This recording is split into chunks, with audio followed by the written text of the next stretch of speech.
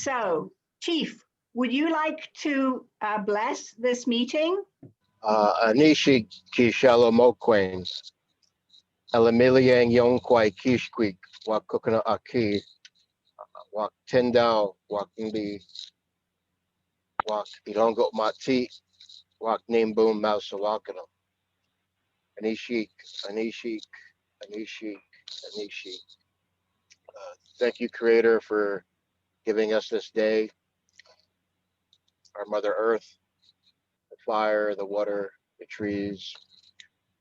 We thank you for all of our relations, and most importantly, we thank you for our lives. And thank you, and thank you to the Board of Directors. Welcome all. It's wonderful. We've got such a great turnout. I guess we're just about at 60. And this is my last time welcoming everybody because with term limits, I'm going to step down as president, and then we will elect a new president at our meeting a little bit later. I just, because this is my swan song, I wanted to thank all the trustees who've done just a terrific job. It's been wonderful working with each and every one of you. What a great group of people they are. And I also wanted to thank the staff, because the staff keeps the organization going. And the amazing things they've accomplished this year in the face of the COVID, they've quickly adapted to the times we're in and been able to continue the educational and advocacy programs that the coalition is known for. Just to run down the staff, probably most of you know them, but Julia, our illustrious leader as executive director, who just pretty much takes care of every detail, it seems. Elliot, the environmental and historic cultural policy advocate. Zach, outreach and education, and general tour guide in the Highlands, I would say, at least on the hiking trails. George, who's taking care of our local government. Juniper from the Lapatcong watershed. Lauren Swern, who's development director and ably assisted by Chrissy Larson, who's doing the meetings and events. But, and finally, a special thank you to Kathy Hungerford, because she has been our office manager / everything else, keeping the organization running since 2008. For the last 12 years, we have depended on her so much. I know that every time we have a meeting, she's there taking minutes, and to me, that's a huge job, and their minutes are flawless. So it's been a wonderful help for me, but it's also when people call or contact the organization, she's there with an answer. We will miss her because she is retiring just after this meeting, but we will welcome Brielle Olson, who is going to take her place. And so we're really happy that we found somebody so quickly. And I saw Brielle is on the call, as well as most of the staff members I just mentioned. Maybe they're all here, but it's hard to keep up with the people popping in on Zoom. So anyway, thank you all. And I'll turn it over to you, Julia. Thank you very much, Sandy. And I have a few words for you toward the end of the meeting. I'm going to say some things, but as you know, we're going to be giving you an award today. So I want to thank everybody so much for coming to the 2020 New Jersey Highlands Coalition annual meeting. We are delighted by this turnout. Thank you very much also to our guest speakers this afternoon, Lisa Plevin and Leslie Sauer. We are very much looking forward to hearing from both of them. I also want to recognize freeholder Jim Kern, who will be receiving an award today. If anybody wants to hear more from him, please attend our November 12th and 13th Northwest New Jersey Rivers virtual conference, where he will speak as part of the plenary. That will happen early in the afternoon on November 12th. but you do need to register to attend. We have 12 great workshops, and Dr. David Robinson, New Jersey's state climatologist, is our keynote speaker, and he will be talking about climate change and its impact on the Highlands. That will be on Friday, November 13th. 2020 has been an extraordinary year for all of us. Our most important priority is doing whatever we can to make sure our members, staff, board, and families are safe during this pandemic. If that is true, then rescheduling our conference and our other events has really only been part of our challenging year, but we can live with it. We adapted and pivoted and rescheduled and are doing our best to stay healthy. We dropped our spring pub crawls and our June Brewfest. We postponed the Northwest New Jersey Rivers Conference and our golf outing. We postponed the golf outing over and over and over again, but it's gonna happen. We held a virtual Brewfest this past Saturday. It was fascinating and it was fun, and the brewers now really know who we are. I can share that brewers and craft beer fans get it. They understand the importance of clean water. Our golf outing at Hawk Point had to be rescheduled to this coming Monday. It was originally scheduled for May, then for June, then for July, then for October. And then we had to cancel it last Monday because of the rain. So it is happening. It's not going to rain on Monday, October 19th, because we say so. And it's not too late for you to join us. So please let us know if you want to come. So why fundraise in a pandemic? Why all these events? Because there's an old saw that's very true. If you don't ask, you won't get.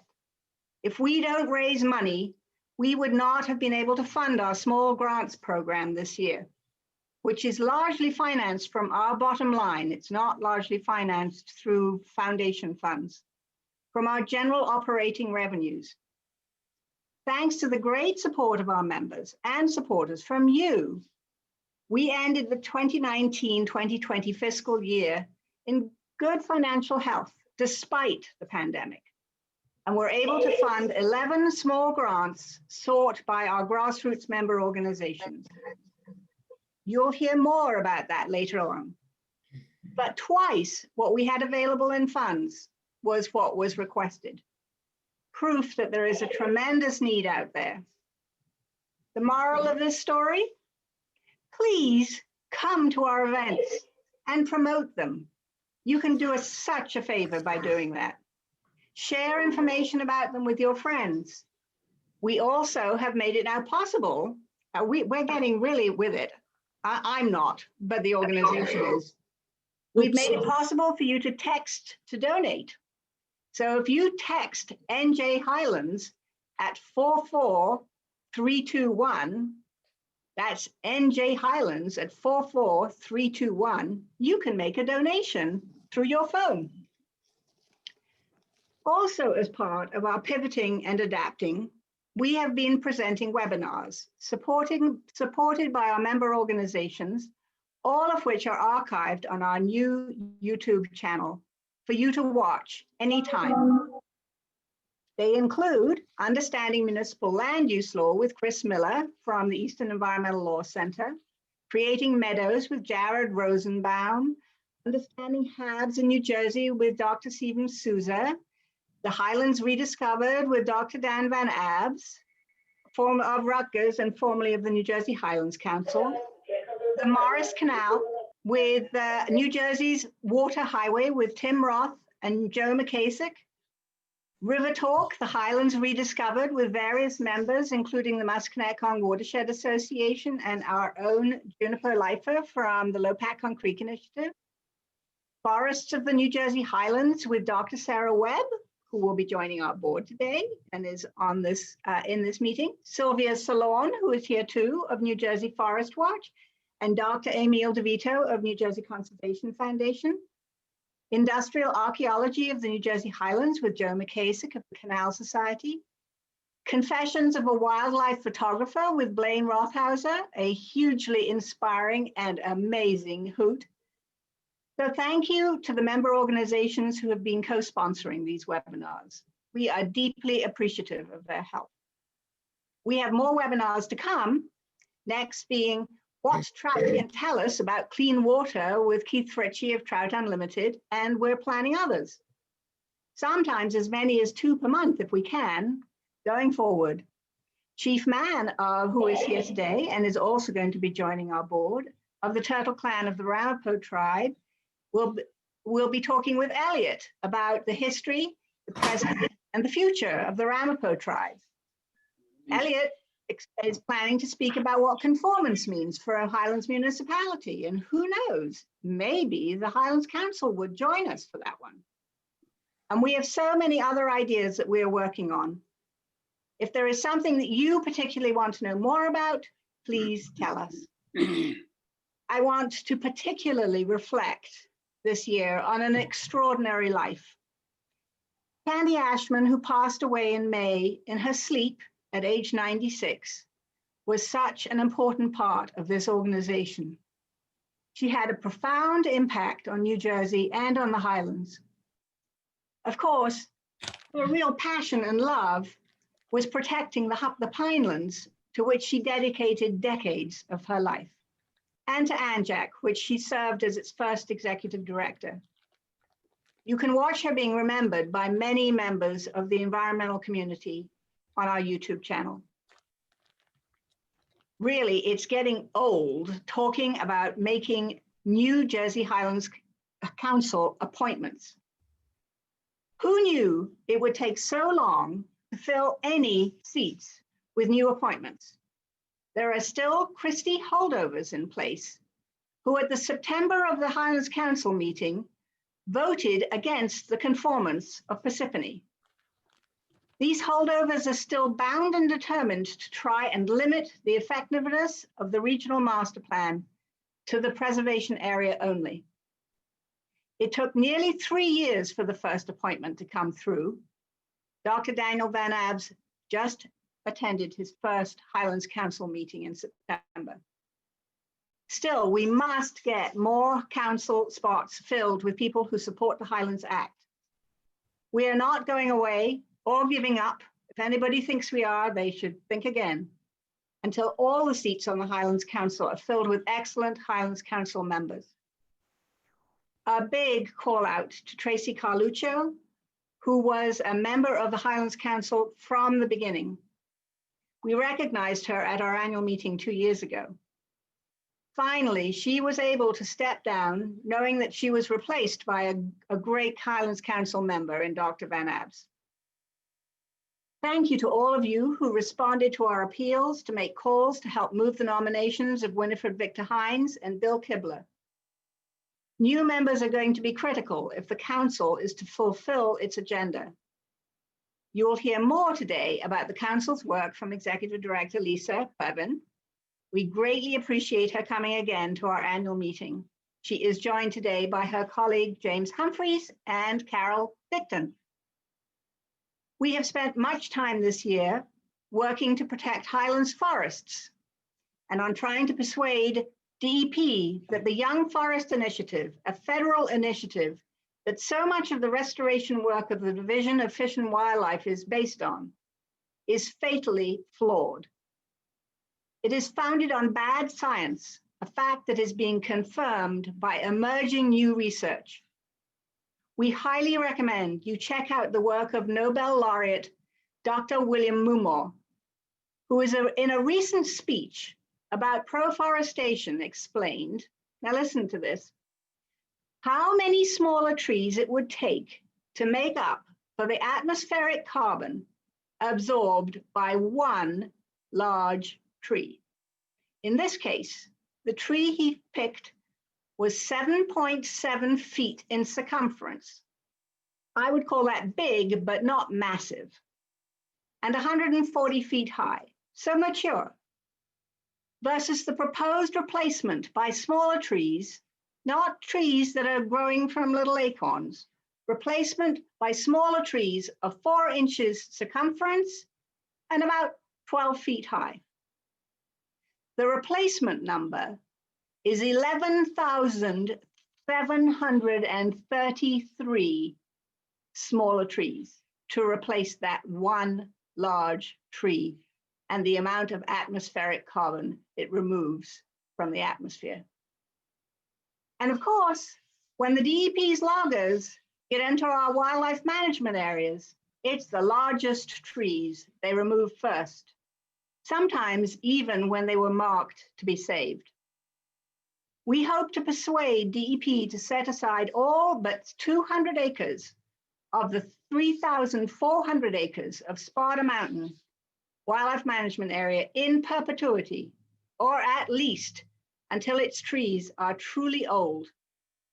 That would be nearly all of Sparta Mountain Wildlife Management Area, with no more removal of trees until they reach true maturity. No pretending that characteristics of mature trees are good enough, which is a nonsense thing we've heard. So that will be at least 100 to 150 years from now. We will learn more about proforestation, a new word for us all, from Leslie Sauer today. This has been a crazy busy year for our grassroots member organizations who have been working very hard on, among other things, illegal dumping on a massive and terrifying scale in Vernon Township, nasty new uses and disused old quarries, accompanied by heavy truck traffic in Mount Olive, West Milford, and Bethlehem Township, the proposed building of millions of square feet of warehouses on farmland only reached by narrow two-lane country roads in Warren County, miles from any highway, constructing townhouses, condominiums, and packaged sewage treatment plants on karst limestone next to high-value rivers in Hampton, Hunterdon, and Franklin, Sussex, developing next to our nation's premier historic resources in Morris Township, building artificial turf fields with overhead lights in the preservation area in Chester Township, a massive new compressor station on the Tennessee gas line in West Milford. The assaults on the Highlands seem to have no end. But without your efforts, and I like to think our support, we know these developments would definitely happen. Because of us all, they are not a sure thing. There it is again. If you don't ask, you won't get. We stand up over and over and insist on being heard. The coalition helps all of these grassroots groups and more of them with figuring out what they can do to be part of the process, because it's a legal process we're all involved in, raising money, identifying and hiring experts, communications and social media, engaging and inspiring their community's residents, and capturing the attention of their municipal, county, and state officials. Let no one tell you the Highlands Act stopped development in this region. It's simply not true.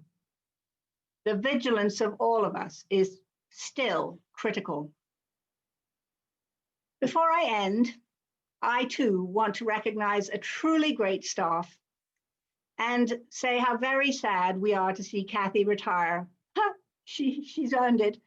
After 12 years with us, we wish her very well. Brielle has big shoes to fill. You'll all get to know her. She's a wonderful young woman. This is your staff. We all work very hard, but we love what we do, and we are inspired every day to do it. Our next year is going to be very busy. We are constantly reminded how important our work is and how we cannot accomplish it without the support of our member organizations and supporters, you. Thank you all. So, you very kindly stayed with me for all of that. And I'm now turning over to Lisa Plevin, who is going to be talking to you about looking back and moving forward in the New Jersey Highlands. Lisa. All right, thank you, Julia. I'd first like to acknowledge my colleagues that are here with me today. James Humphreys, our Director of Planning, Science, and GIS. Hello, everybody. Hello. And also Carol Ann Dickton, our Manager of Communications. I think she's on a phone, so the waving part might be a challenge, but. Well, I can say hello. Hello. So first off, thank you for inviting me back again for your annual meeting. It is a pleasure. And I would like to start off by thanking each and every one of you for your advocacy to protect the Highlands region. I know that it makes a very important difference and strengthens all of our efforts to preserve this valuable resource. So I'd like to thank all of you for your hard work and advocacy. As Julia mentioned, I want to fill you in, hopefully quickly, on some recent highlights and some of our priorities for the future. And for any of you that attended the recent board meeting, you may have heard some of this prior, so apologies, but I'll move through it as quickly as I can. So under COVID-19, yes, we've all been impacted. Luckily, the health of all of our staff and council members is good and has not been impacted by COVID-19. Along with the rest of state government, we are working remotely, but the good news for us is we are fully functional. And our council meetings are now all virtual, which may make them a little more accessible to some of your members as well. So tuck that away. Our next council meeting is in fact tomorrow. In terms of budget impacts, again, like everyone else in the state, we were significantly impacted due to the spending freeze, which also froze all our plan conformance grants. But the good news is that in the governor's new budget, which was signed into law, we have access again to those plan conformance grants. And in fact, there are 5 or 6, I think, on our agenda for tomorrow's council meeting. So we hope to begin moving forward as quickly as possible with those. And our operating budget has remained flat, but for once, that's actually something to cheer about. So you get no complaints from me on that front. In terms of outreach, as you can imagine, our plan conformance outreach to our municipalities and counties in the Highlands region remains a top priority. We continue to work with dozens of municipalities and counties to sort of hit the reset button, which I've talked about in the past, new leadership at the Highlands Council, new programs, additional flexibility, tailoring our grants and technical assistance to meet the specific needs of each municipality and county. And we've made tremendous progress on that front. One example that you may hear a little bit additional about later is with Warren County and their transportation study. As you may know, the council funded a plan conformance grant for a light industrial site assessment report by Warren County, which was in fact released by them in early September. And they thanked the council, the Highlands Council, extensively for our support and partnership. This project provides a great example of a regional planning partnership that advances both local goals and regional master plan goals. And in fact, I understand that Commissioner Jim Kern is here and receiving an award later for his vision and leadership in the Highlands. So it's well deserved, and congratulations to Commissioner Jim Kern. In addition, in Hunterdon County, we also are seeing tremendous strides. You may be aware that they are moving forward with their plan conformance petition, but they will include not only the preservation parts of Hunterdon County, but also the planning area as well. And they will be the first county to do this, to include planning area properties in their petition. And the sort of icing on the cake of both those examples is that you will recall in the past, both Hunterdon and Warren counties had actually sued the Highlands Council, opposing both the Highlands Act and the Regional Master Plan. So I think this is a very distinct illustration of the progress that we've all made. I want to highlight a couple of project completions for you and a couple of firsts that we at the council have seen. The first is for Lake Hopatcong, and you may have heard that the Lake Hopatcong Commission recently completed its Upper Musconetcong River Watershed Implementation Plan. And this expands the scope of their 2006 Lake Restoration Plan and provides recommendations to improve the health of the entire watershed surrounding both Lake Hopatcong and Lake Musconetcong. In addition, the Greenwood Lake Commission has just completed their new watershed implementation plan. Again, updates the 2006 Lake Restoration Plan, and their new watershed implementation plan reflects the results of a robust sampling effort and incorporates recommendations for projects designed to address pollutant loading in the lake, which we all know how critical that is. Some firsts for the council that I mentioned is Kenilworth Borough has adopted the first critical habitat conservation management plan in the Highlands region. Kenilworth Borough is 97% in the preservation area. The plan was a requirement of a 2018 Highlands Preservation Area approval related to the construction of a community center there. At our suggestion, they drafted a template critical habitat plan for use in other municipalities throughout the region. So we're excited to hopefully see that snowball. Another first is with Holland Township, which has adopted the first municipal-wide water use and conservation management plan. And these plans, as you probably know, are meant to set priorities for the available use of water where net water availability is positive, and establish methods to reduce and, where feasible, eliminate deficits where they exist. So the reason why this municipal-wide plan is significant is twofold. Number one, because prior plans just looked at a few watersheds, and again, not the entire municipality, but also because this municipal-wide plan includes implementation steps. So I think that's very noteworthy. And another first, as Julia mentioned, is Dan Van Abs is now officially on the Highlands Council. We are very pleased to have him. As you probably know, he's extraordinarily knowledgeable about our issues. And Julia mentioned he actually did work at the Highlands Council a while ago. And we do appreciate the coalition support of these nominations and your work to help advance them. So looking forward, which, you know, is obviously critically important in this discussion. One of our priorities is going to be to incorporate climate resiliency into the work that we do moving forward.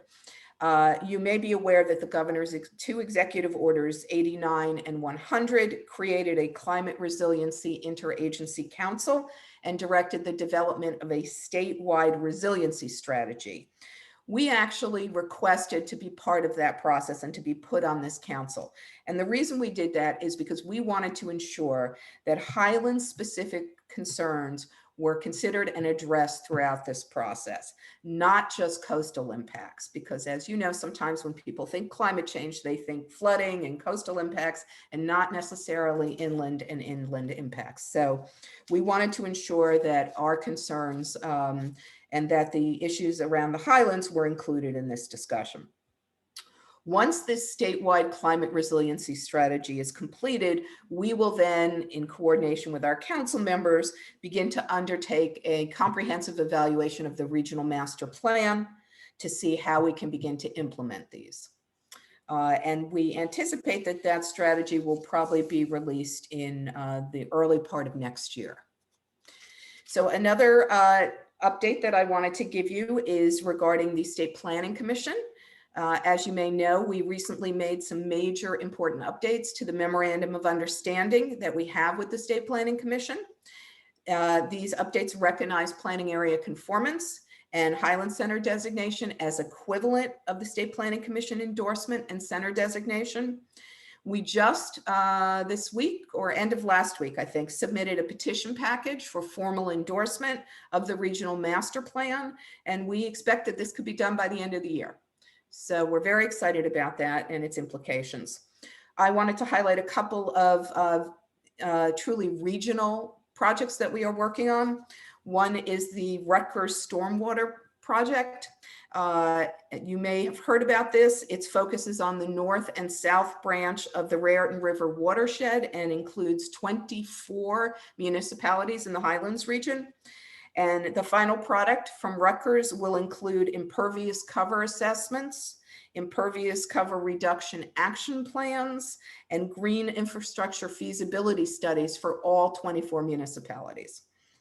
Another regional project that the Highlands Coalition is participating in is our economic sustainability project. And as you may recall, the regional master plan does speak to the long-term health and sustainability of the Highlands region, which relies on both natural resource protection and economic vitality. So this project is going to result in a comprehensive economic sustainability plan for the Highlands region. And the Highlands Coalition has graciously agreed to participate on our technical advisory committee for this project. And I will say that in light of the economic impacts of COVID-19 on our state, on our economic climate, in light of that, this project becomes even more important in terms of working with local businesses and the economic community in the Highlands region. And one additional project that I want to highlight for you is our interactive environmental resource inventory.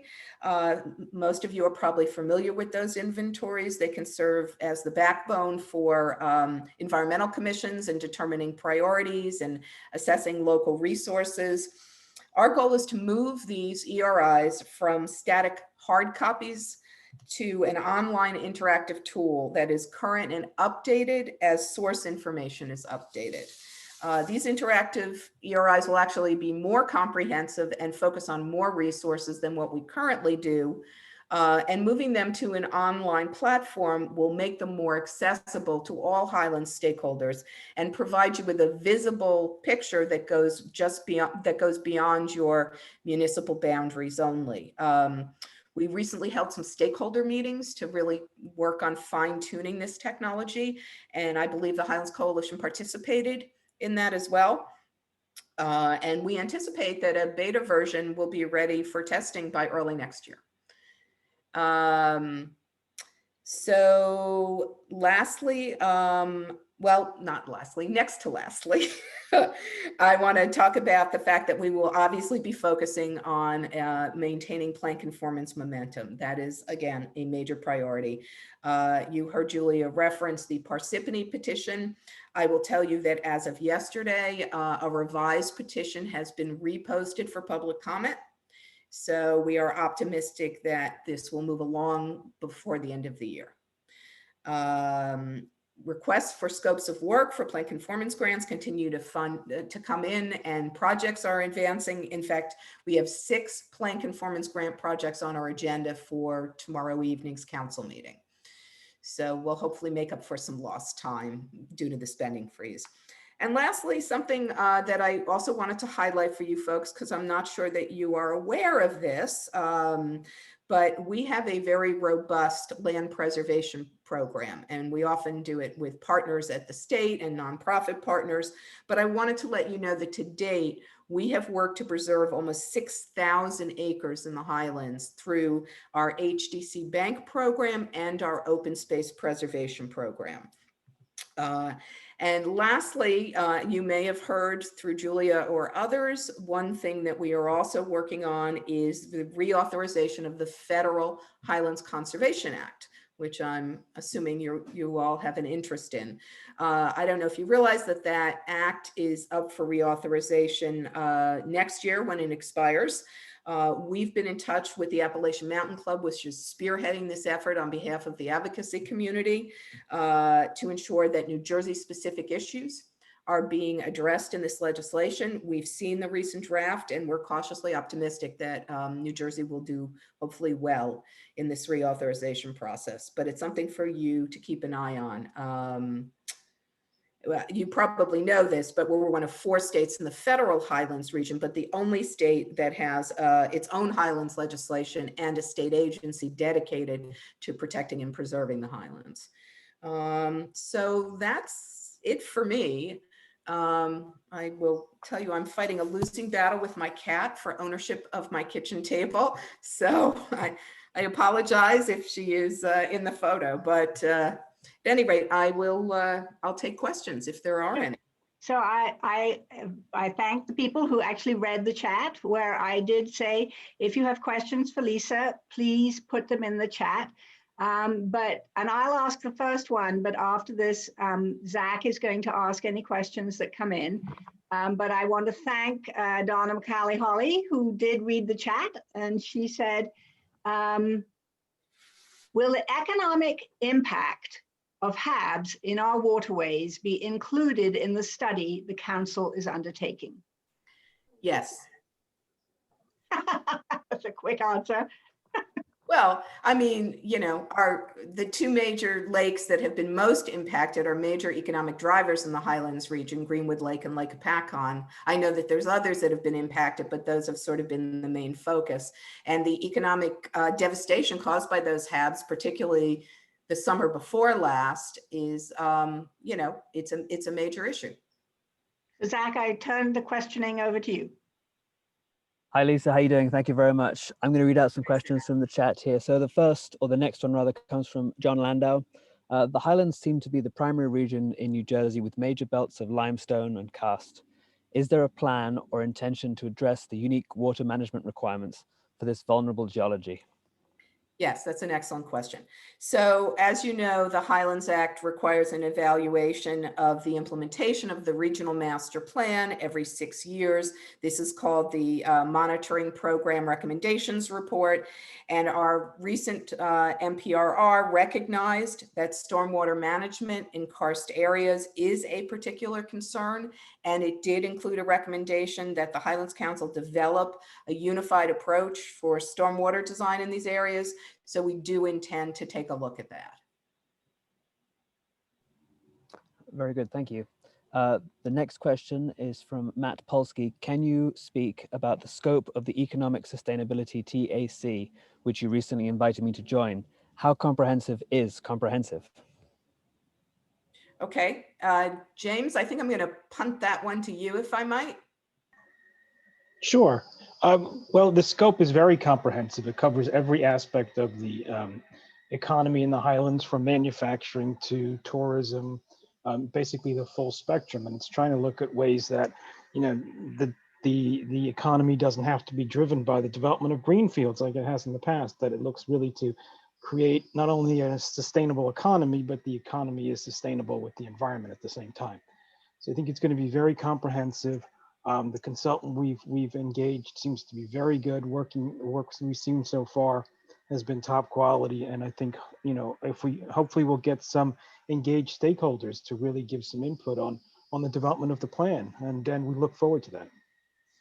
And I will say that we sent out, I think it was about 50 invitations to this TAC, and they were pretty broad ranging and diverse. I took a close look at the list, and I think they, you know, hopefully represent most of the key, or if not all of the key constituencies that should have something to contribute to this discussion.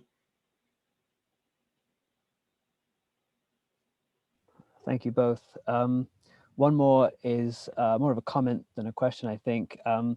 Tracy Chapman would like to thank you for addressing the issue of climate change. This is an area where New Jersey can and should be a national leader. There is a question to this part though. Are there any efforts being made to incentivize developers to follow best practices to mitigate their carbon footprints? Well, I think, frankly, you know, we have to see what the release of the resiliency strategy has incorporated in it. I'm not aware of anything off the top of my head, but I have to believe that the issue of incentivizing developers will be included in that report. But honestly, you know, until the final report is released early next year, I can't say for sure. Thank you very much. Thank you, Zach. And we're going to move on to the next part of our agenda, but I want to thank Lisa and her staff very much for attending. It's a highlight of these annual meetings to hear from the leader of the Highlands Council and what is going on in the Highlands at the agency. And we really appreciate you joining us. I'd like to stick around for a little longer if you don't mind and hear some of what the other speakers are saying. Is that okay with you? That's completely permitted. I thought you were having to dash away, so it's a great thing. My schedule for you, Julia. Oh, well, thank you, Lisa. All right, so I'm now going to turn the floor over to Mark Lobauer. Thank you very much, Julia. I'm going to speak to you all about our Capstone Award, The Coalition's Capstone Award is given each year to recognize a lifetime of service. And this afternoon, we'd like to bestow that honor upon two very special women who have dedicated their lives in service of our environment. I feel very privileged to present the first of these awards to Sandy Batty. Sandy has been our president for 8 of the 12 years that she has served as a trustee on the Coalition. We sure know a great chief executive when we find one, and we didn't want to let her go. Sandy has presided over years of growth and accomplishment for the Coalition. Of course, before joining us, Sandy was also already very active in the environment. She served as executive director of ANJEC, the Association of New Jersey Environmental Commissions, where she served for 28 years, and she remains an advisor to this day. It was in this role that Sandy became a published author. I don't know how many of you know this, but in 1986, she wrote Spreading the Word, a publicity handbook for recycling. Followed up 2 years later with Strength in Numbers, a manual for recycling in multifamily housing. Sandy was also the president of the Trenton-based Coalition for Affordable Housing and the Environment. Affordable housing remains a passion of Sandy's. She is the secretary to the Affordable Housing Advisory Committee in her hometown of Mountain Lakes, New Jersey. She's also the vice chair of the Mountain Lakes Shade Tree Commission, and she's been the chair of the planning board there for several years. In fact, in the 1990s, she also served for several years as a member of the Borough Council of Mountain Lakes. Oddly enough, despite all of her ongoing work with us and with several other organizations, councils, and community boards, Sandy claims that she's happily retired. Beyond her public achievements, those of us who know her well understand that Sandy is a very dear and very faithful friend to have. I can personally attest to that, as Sandy stood by me at a time of personal crisis recently. Her compassion and her character are beyond question. So Sandy, we would like you to know how grateful we all are for your lifetime of service in the public interest, particularly with us at the Highlands Coalition. Congratulations on earning this Capstone Award. So at this point, Elliot we clearly cannot physically present any of our awards today, but Elliot is going to be able to show you the award for each as it comes up. And while he's doing that, Sandy, I don't know if you want to say a couple of words? Well, I am absolutely floored that Mark could come up with so many arcane facts about me. But anyway, I appreciate all his kind words, and thank you to the Coalition for the award. And I just in reflecting back with my history with the Coalition, I was part of a group in 2006. Actually, I think we started in 2005, trying to figure out what we were going to do. The Coalition was just this loose organization of many groups who cared about preserving the Highlands. But we realized we had to formalize it if we were going to get anything done. So I was part of the group that got together, drafted bylaws, which was a huge undertaking, and figured out how the group would move forward together so that large organizations and small organizations could each have a voice in the running of the organization, setting policy, and that we could hire an executive director. And of course, then the rest was history. So it's been a terrific time working with the Highlands Coalition, and I really appreciate the award. Well, Elliot can't put get the award right now on the screen, but I'm going to add a few words at the end of today because you're still technically our president until the actual election takes place. So I'm going to say a few words when you're no longer our president. So Mark, perhaps you could move on with your second award for Leslie. Certainly, Julia.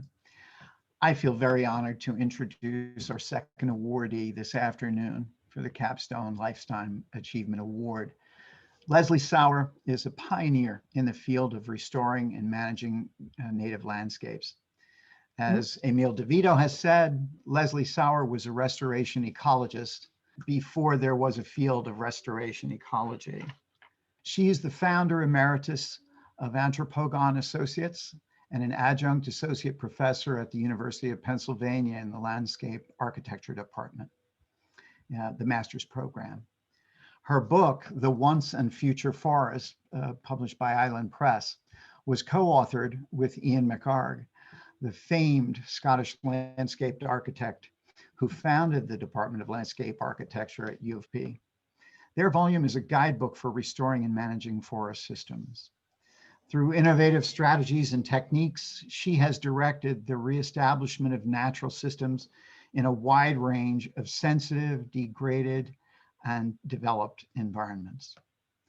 I have to say that as a New Jersey Pinelands Commissioner, I'm very grateful to Leslie for the work that she did in the 1970s to map the entire area of what is now the Pinelands Preservation Area.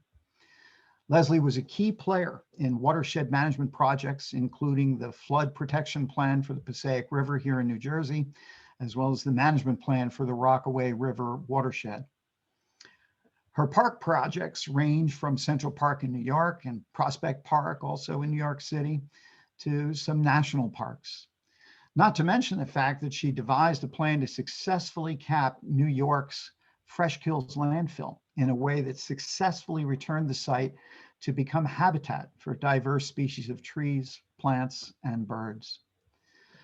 Leslie has also served on the board, the Society for Ecological Restoration, and she has appeared in numerous podcasts and webinars on the subject of reforestation, including a webinar that she did in June this year for us at the Highlands Coalition entitled Watersheds, Forests, and Climate Change. If you haven't seen it, I highly encourage you to take a look. She's a passionate voice for the restoration and preservation of our natural forests. Leslie, we gratefully offer this to you and ask that you accept our Capstone Award with our gratitude. So Leslie, I don't know if you want to say anything, but you are up next anyway. Well, I just want to thank you very much. It's an organization I admire very, very much. So I'm very honored. And I'm certainly in good company with Sandy. So I won't say much because I am up next. So when I get to say a lot, I'm just so amazed to see where we are now in terms of what people are wanting to do in terms of restoration. Because as Emil said, it was barely a word back when. Thanks so much. I really, really appreciate that. Sure. It's not long ago that the idea of thanking or admiring a Warren County freeholder would be totally unexpected from someone like me. Well, the times, they are a-changin'. Jim is only 32 years old. I believe I got that right. And clearly on an upward political trajectory. He has already served a couple of terms as mayor in his hometown, Pahakong, and more recently was elected a Warren County freeholder. Or maybe I should call him commissioner, since the term freeholder has now been modernized. Thanks to his leadership and recognizing extraordinary times for Warren County, he knows the residents of the 16 communities he represents are fearful of the negative impact whole-scale development of massive warehouses in Warren County's agricultural and rural communities will have on their towns and their quality of life. People live in Warren County because they love its small towns, the farms and the history they're surrounded by, the beauty of its landscapes, and their manageable communities where they know their neighbors. Warren County isn't perfect. It has challenges like everywhere, but it is a very special place. And its residents are proud of it. They choose to live there. The warehouse development that has crossed the river from Pennsylvania is not welcomed by many and hated by most. And Jim Kern stepped up. He reached out to the Highlands Council. The Highlands Council. Remember, it's Warren County that fought the Highlands Act tooth and nail until they could fight it no longer. He reached out to learn how the council might be able to help the county. After all, the Highlands Water Protection and Planning Act is created a capacity-based plan. And surely what is being proposed, if all the warehouses today's municipal zoning would permit in Warren County were built, surely that will exceed the current capacities of the county, particularly its small county road system, its small community road system and its sensitive environment. What would the financial cost to Warren County residents be if that zoning were to be built out? Jim asked, and Lisa Plevin and the council provided the support for the county to find out what the impact would be. The report from the experts is now in, and you can see it on Warren County's website. The impact would be massive, vastly expensive, and unsustainable. But without Jim's leadership and his persuading folks to look in new ways at planning for the future, this knowledge would not have been available to help the county and its communities begin to plan. Maybe reaching out to the Highlands Council for help is a first step. We hope there are others to come, but it's a hugely important first step.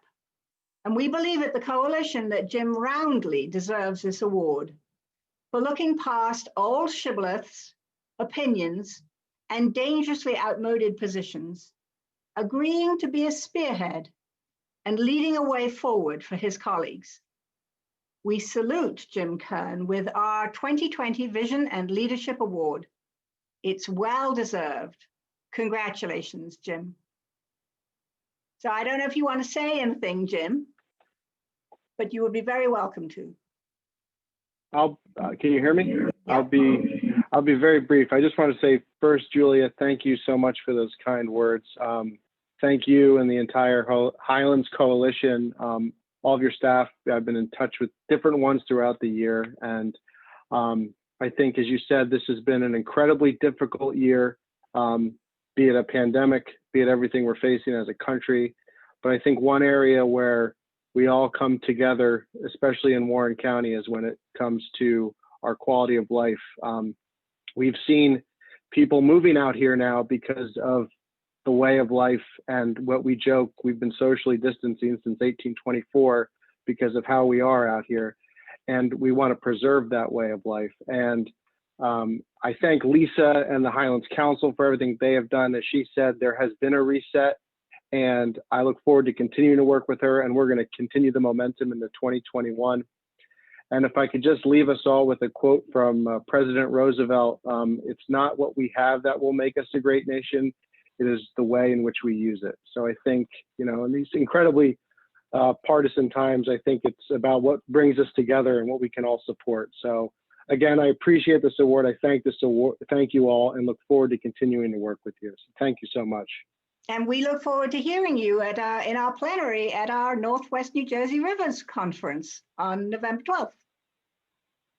Thanks so much, Jim. So Leslie, I don't know if you and Zach are able to figure things out, but if you are, let's go forward.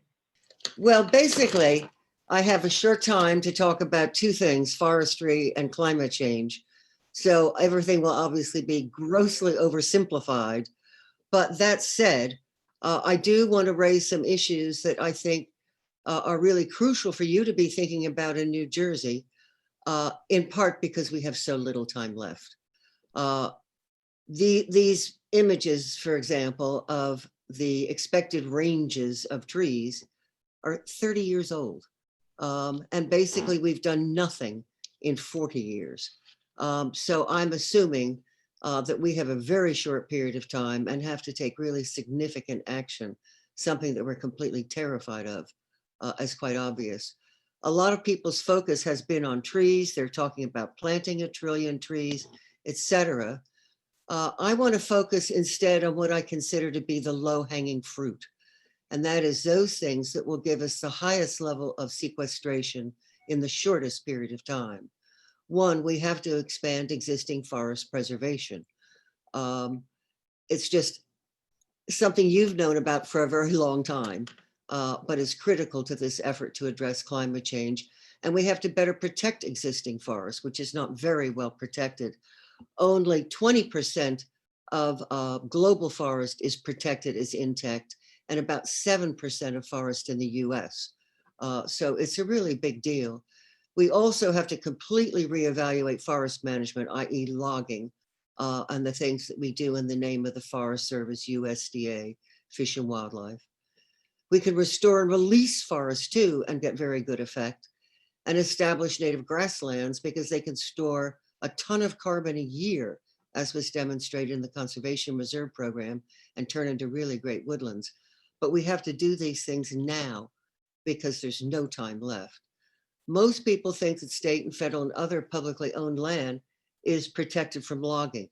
It's not. We do not recognize the importance of forest legally in terms of watershed management. We'll actually end up clearing forest to put in a retention basin and idiot things like that. Forest is not adequately protected in regulations for development. For example, setback requirements also often will require cutting of forest, which is, again, completely absurd. And we have to remove exemptions for roads, infrastructure, and septic, et cetera. You could drive large trucks through the exemptions for big roads. Currently, forest harvesting, i.e. logging, accounts for about 85% of the carbon lost yearly from forests. If current practices continue, we will have our sequestration potential from forests. So much on counting on them for doing something for climate service change. If you look at the Forest Service's 5 priorities, they do not include biodiversity, carbon storage, or climate change. I think in terms of the Highlands, we can certainly put those right at the top of your concerns when we add in water. Management, despite all their claims, basically increases erosion, it increases fire risk, it increases damage by invasive and ungulates in general, and loss of carbon, including from the soil. Thinned forests have major issues. Natural forest is more fire resilient. When they log, they often take the most fire-resistant material, leaving fat slash. The Western fires exploded many of the myths of forest thinning. In Oregon, they went completely bonkers when they hit the heavily thinned areas. Natural forest is more insect resistant. And as I mentioned, harvesting reduces carbon capture. People are generally very resistant to, for example, prescribed burning, but that's in part because the Forest Service keeps telling they can do it by thinning, and it just has not been effective. In New Jersey, we've seen 2 very significant consequences. One, of course, is the creation of extensive areas of empty forest because deer numbers increase so rapidly. And secondly, the infested forest because invasives. This should have been garlic mushroom, which I think is the New Jersey most ubiquitous deer-related plant of all. And of course, we're losing our conservative species, of which we were really rather famed for our woodland ephemerals, et cetera. The impacts to soil are consistently underestimated and often unrecognized completely. 40% of annual carbon storage goes to fungal root networks every single year from woody trees. The upper layers of soil can accumulate carbon at very, very rapid rates, but it's lost when trees are harvested, and it can go on for decades. Soil losses of carbon are twice as great in thin forests as they are in natural forests. And of course, salvage logging is a catastrophe from that perspective. Where we need to go, where New Jersey needs to go, and what you guys should really be pushing as hard as you can is proforestation. To quote Muma, it's growing forests to reach their ecological potential for carbon storage and wood and soils in the absence of human disturbance. New England forests could store about 3 times as much carbon as now. we could double carbon storage globally. These things are really very doable. And the impact is instantaneous. The little ice age, which was once claimed to be caused by sunspots, they now realize was caused by the slaughter of 58 million Native Americans in the New World and the almost instantaneous regrowth of 59 million acres of forest. The climate clock was reset very dramatically and those changes lasted for 150 years until, of course, 1850, when the Industrial Revolution came about and we began our moving in the other direction very rapidly. When we look overall, though, the forest carbon reserves are worth about 10 to 80 times the timber value of cutting that forest. Unfortunately, the forestry people do not look at it this way. I think this is Emil's favorite quote from the New Jersey Forestry Association. And I hope you're all paying close attention, because if you don't manage them, they're going to die. This, unfortunately, is the basic approach that is taken to climate and climate change across the boards. If you look at all of these entities, they're all getting money from the USDA, from the Forest Service, and all of them are cutting focused. It's how do we change our cutting a little bit so that we can say we have reacted to climate change, we're better prepared for climate change. We may even have reduced it ever so slightly, but we are not focusing on how much we can reduce it. And it's all about species suitability, not the sequestration of carbon. And we have really big obstacles. Trump has ordered a 40% increase in cutting in national forests and on BLM land. We have all of these sort of financial arrangements that value a forest only once it's cut. And the market wants big trees. That's just something we have to face. The Young Forest Initiative, of course, has come along to convince you all that you really have to do that. And if that's not good enough, we'll give you bioenergy. Big tree logging was how I got involved with Emil in the Highlands, with your crowd in the Highlands, because of cutting that was proposed in Hunterdon County. But everywhere we went, every plan was really about big tree logging. When we went to Weldon Brook, for example, over which there was much wrangling about why do you have to go into the oldest, biggest area first? Of course, this was it. The green trees are the trees that were there. The blue is what they said they would cut. The red is what really got cut. And that's unfortunately what it's all about.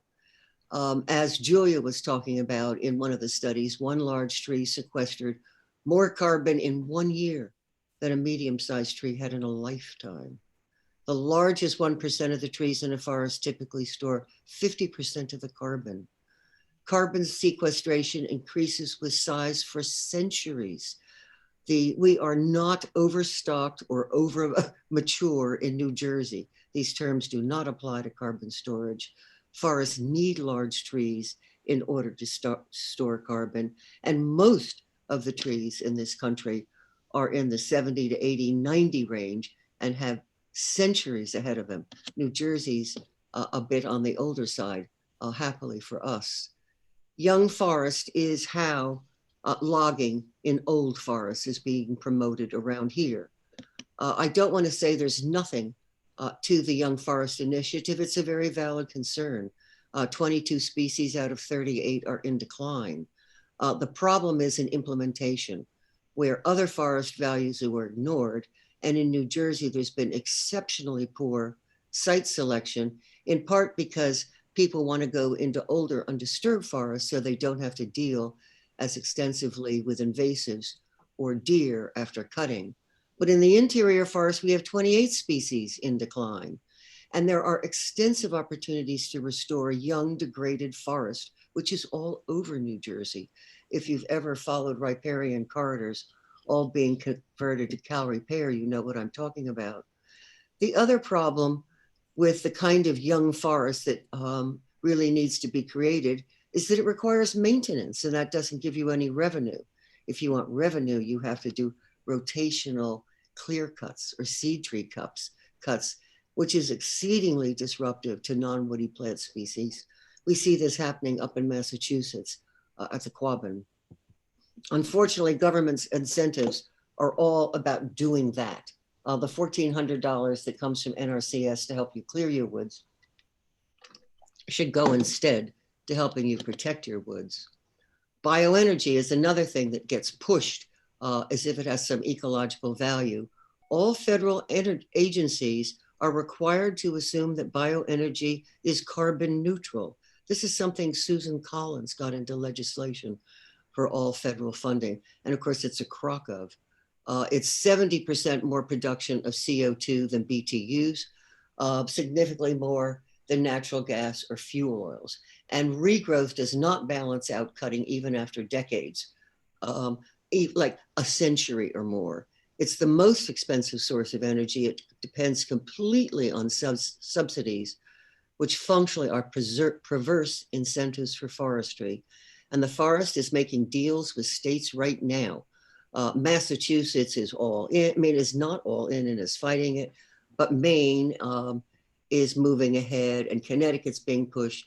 Massachusetts has been resistant all along and has 3 times the carbon density of the forest in Maine. And don't think it's not coming here. The Rutgers Ecoplex did a bioenergy plan to create a strong foundation for these, recommending the establishment of the whole effective institutional, regulatory, and feedstock infrastructure. Forest is not feedstock. In terms of implementing pro-forestation, we have a lot of really good opportunities. The new forest stewardship plans for private forests in New Jersey are absolutely extraordinary and give you the opportunity to do all of this. Publicly owned land can all be done immediately as long as there's enough public pressure to make people do this. And if you think this is hard in New Jersey, you go try it at the federal level. This should begin with land trusts and municipalities where there is less pressure. And we obviously have to get rid of this nonsense of not recognizing the value and rewarding subsidies and incentives towards preservation. This is one example of a forest garden in New Jersey where a neighbor put up a fence, and within 20 years, he had the kind of forests we had when I was a child. In terms of better forestry, we do have to separate working forests from intact natural forests. New Jersey is filled with lots of intact natural forests. Julia mentioned Sparta Mountain, but almost every square inch of Malin Dickerson should also be preserved as an intact natural forest. We don't have a lot of working forests, but we do have a lot of extremely degraded forest that could be turned into effective working forests if the dollars ran a little differently. And of course, we have to get into restoring forest. I want to focus in particular only on fire and rewilding at this moment. Charred forests store more carbon than thin forest. And it's really important to remember that. And if you think we aren't going to have a fire sometime, we will.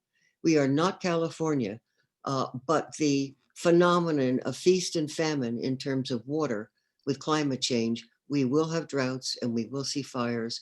We saw them less than a dozen years ago.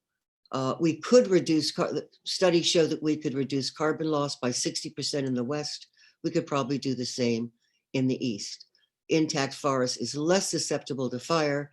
And from the perspective of the Highlands Coalition, it supports understory regeneration. Residents are usually the biggest objectors. Forest fire is a natural process. This is happening in Morris County right now where they're burning, and we're seeing a wonderful return of understory, including desirable oaks and valuable woodland ephemerals. Rewilding, I think, is another concept that should really be examined. It's a whole lot cheaper than planting. Natural regeneration has a high success rate. Planting has a high failure rate. And often species are poorly sited or poorly selected, or in plantation situations, they use fast growing trees that aren't so good. But wildlife really loves recovered forest, and Russia, all around Chernobyl and all, is returning a lot. And England has targeted 25% forest cover over time. We're in the decade of restoration now. We really have to push at every level, and it'll all come from the grassroots upward. The bottom line is, in New Jersey, natural heritage areas, state parks, wildlife management could all go into no cut right now. Just don't shift to foreign wood. It's a really bad substitute. There are a lot of other alternatives, and Canada does a halfway decent job. Thank you. Okay. Leslie, thank you very much. Zach, there are a couple of questions in the chat, I think. Correct. Hang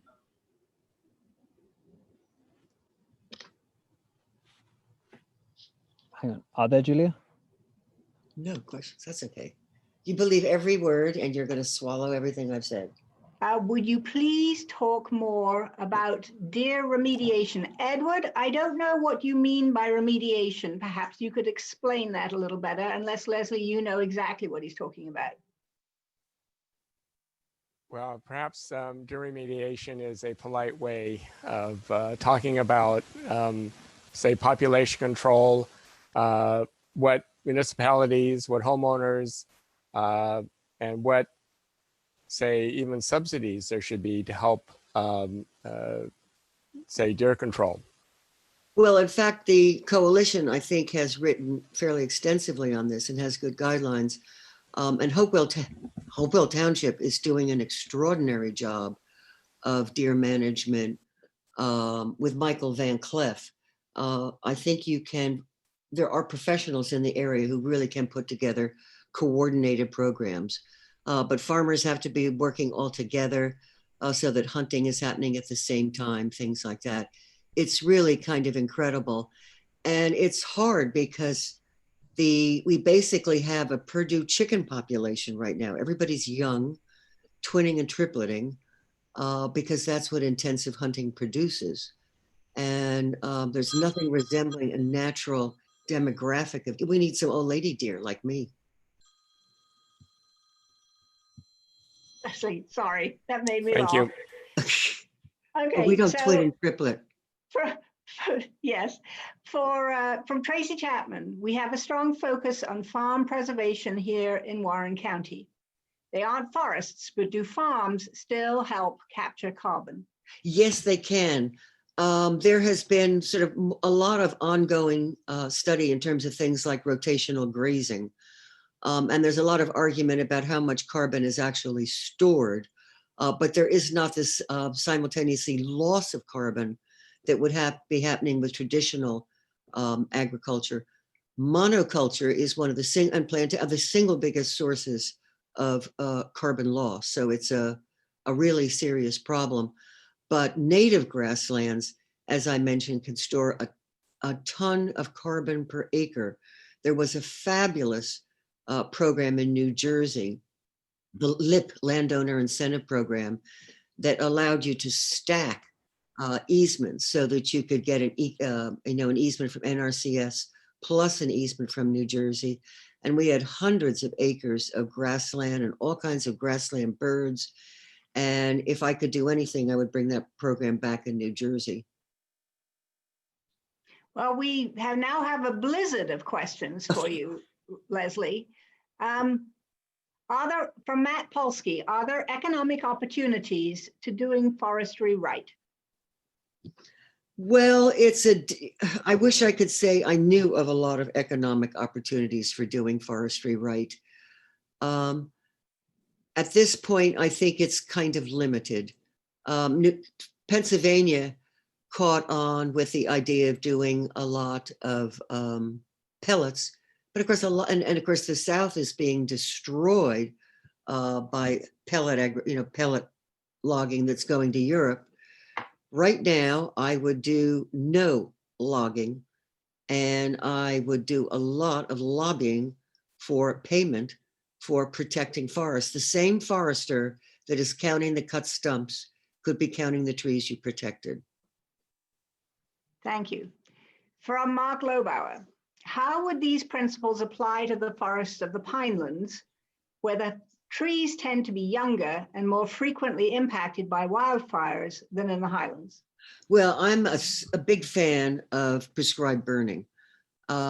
somebody mentioned the mapping that I had done for the New Jersey Pinelands. But part of the problem was we were using, at the time I first started, it was 1968, and we were doing 1960 aerials, and the Chatsworth fire had burned hundreds of thousands of acres.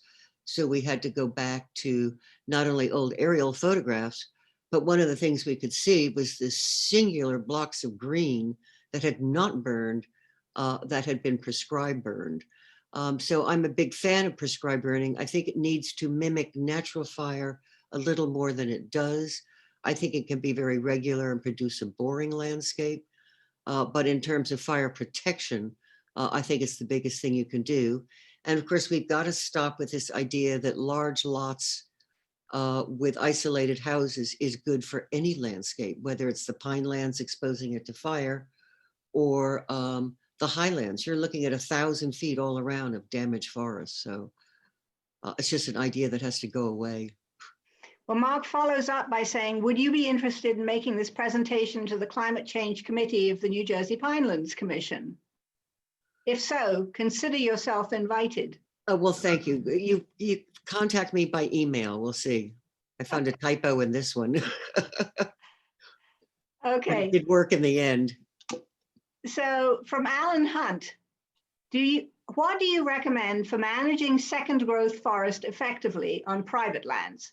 I have a 6-acre woodlot on rocky terrain susceptible to blowdowns and invasive invasion, riparian forest undergoing increased stream bank erosion, and hedgerows with very old ash trees now dying from emerald ash borer. I have hunters to work on the deer issue. NRCS only pays very little for cost sharing. I want to do more, but I'm afraid of private loggers taking the wrong tree and the costs and time of doing more. What advice do you have for private forest landowners? Well, I will still keep pushing for not logging. Give yourself a 10-year window. You can probably write a forest stewardship plan that involves a much longer rotation. I understand the issue of finances, and your invasives in some areas will get worse. As that forest thickens, though, some others won't. When you mention emerald ash borer, it does remind me, though, there are going to be a lot of gaps in these forests between disease, blowdowns, and climate change. I see gaps in forests forming all over the place. So I don't need loggers coming in and making more gaps in the forest. I think the LIP program, the Landowner Incentive Program, and other programs in the state, you should be pushing extremely hard. We've got, what, 5 years left? I mean, you can't cut. From George Casa, are there any examples of private owners of large tracts of forest for commercial harvesting who embrace proforestation principles, or are they mutually exclusive? I think proforestation is new enough that I don't think I could give you any people. I know some people who are working very progressively, whether they've adopted proforestation. I did a lecture only like a year and a half, 2 years ago, and I wasn't using that term yet. No, I think it's your job to make everybody aware of the fact that this is a globally hot topic. The people are confronting the fact that nothing would have a more rapid impact on climate than doing something like this. It would cost $40 billion a year to stop all, to buy up all logging contracts. The US and the European Union spend $60 billion a year subsidizing fossil fuels. There's obviously money in various pockets that could solve this problem. So I'm going to ask one more question on the private forestry issue from John Landau. With the new forest stewardship program, are we missing an opportunity to more aggressively recruit the New Jersey private forest owner to better practices? Absolutely. I believe there are over 8,000 and the average lot is pretty small. And a huge number of these people do not want to log. They may have a forester who's telling them they have to log. I know of foresters who are telling people you still have to log when you do not have to log. Get yourself another forester if you're told that. And interestingly enough, one of the complaints I heard was that women who own forest tend to be less easily sucked into logging. Ownership by women of forests is increasing dramatically, both across the US and in New Jersey. So I appeal to all women, stop all logging now. Thanks, Leslie.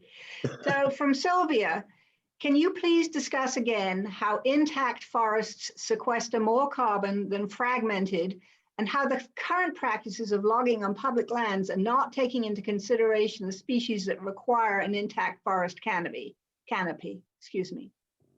Well, She gives like examples, red-shouldered hawk and barred owls. Well, for starters, when it is this problem of the large tree market, and you've seen that in every forest management plan that has been proposed, whether it's a wildlife management area, whether it's a county forest, they're all focused on starting in an area where the big trees are. And that is not an accident. All of them talk about the even age forest at 70 to 80, 90 years. That's not what they end up cutting. So I think it's a really difficult problem in that way. I lost a little track right there. Give me another question, Julia.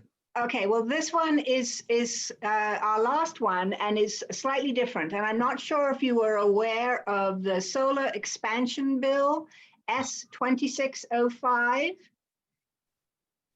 The question is, can you explain the potential impact on New Jersey forests with the Solar Expansion Bill? Forests should not be cut for solar, period. I saw a big environmental award that went for a giant forest cut for solar. I understand people's concern about farmland being used for solar as well, but it does not destroy the capacity of farmland to be a farm. It destroys the capacity of a forest to be a forest. So I think there's absolutely no comparison. And there are all kinds of opportunities for solar between parking lots, big box rooftops, grocery stores, etc. No, forest should not be used for solar, period. Well, Leslie, I want to thank you very much. I know that we've kept this going for longer than we had said we would, and we really appreciate it. It sounds like to me like there's a lot of interest, and perhaps there's a future webinar in the making. You can see how comfortable I am with these. Thanks, Leslie. We really appreciate it. Okay. I'm really now going to turn the floor over to Elliot. Thank you, Julia. And thank you, Leslie. As always, it is great that we have you to guide us at the coalition.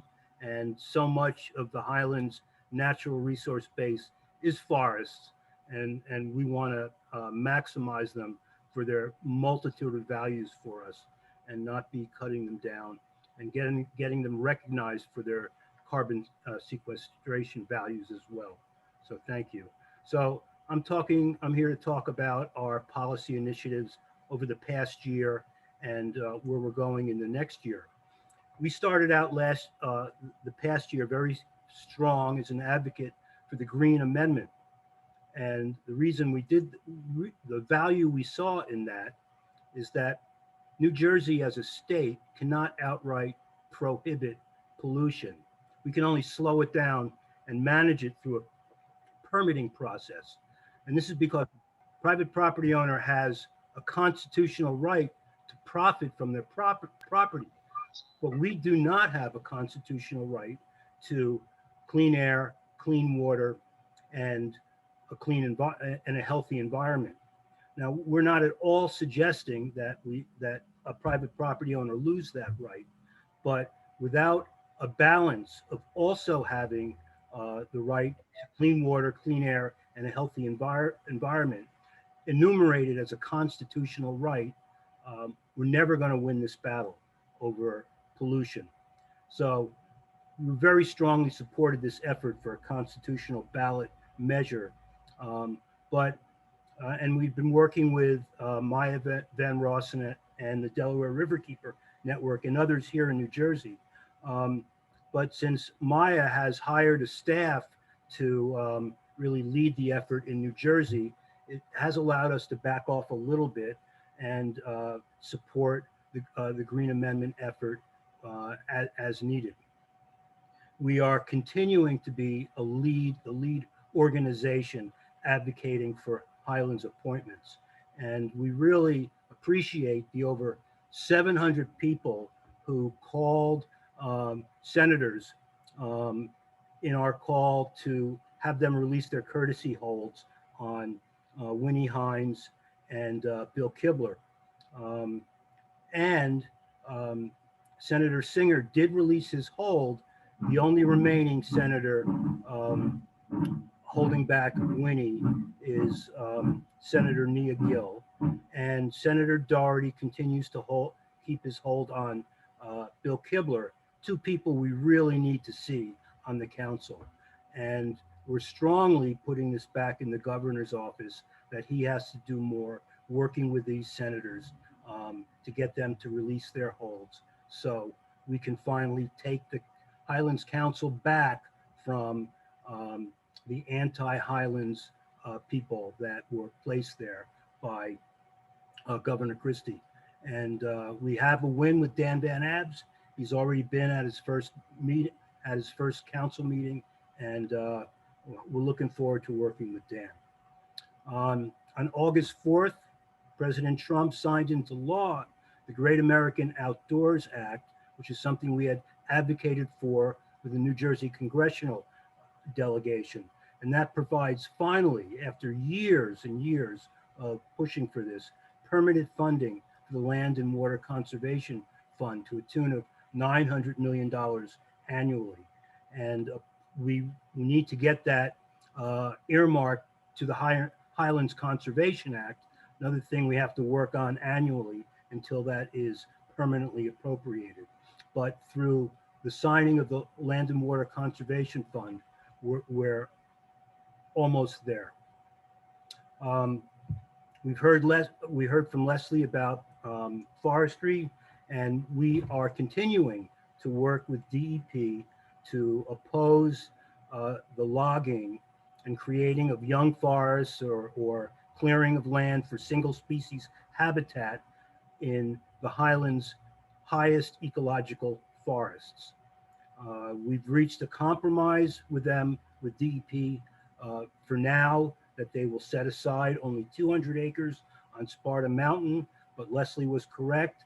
That doesn't accommodate Weldon Brook or other forests, and we don't want to fight DEP on every wildlife management area where they may be proposing. We want to see policy changes that are durable. And I have to give a lot of credit to our Natural Heritage Committee and to Emil DeVito and to New Jersey Forest Watch. They're keeping us on the ball.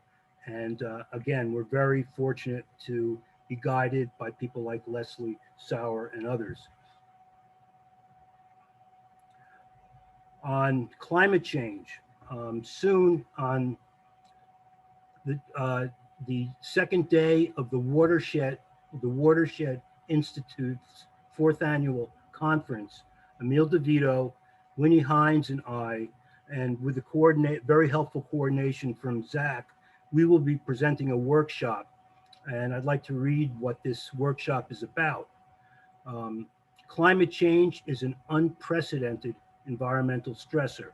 However, our environment has been under immense pressure for generations because of agricultural practices, overabundant deer, alien species, pathogen invasions, deforestation, and natural resource extraction, and also encroaching development and urbanization. Climate change is merely revealing more clearly than ever how degraded and vulnerable the natural resources we depend on are deteriorating. What is becoming increasingly evident is that environments need wide-ranging management strategies for the multitude of elements that make up a healthy ecosystem if it is to be sustained.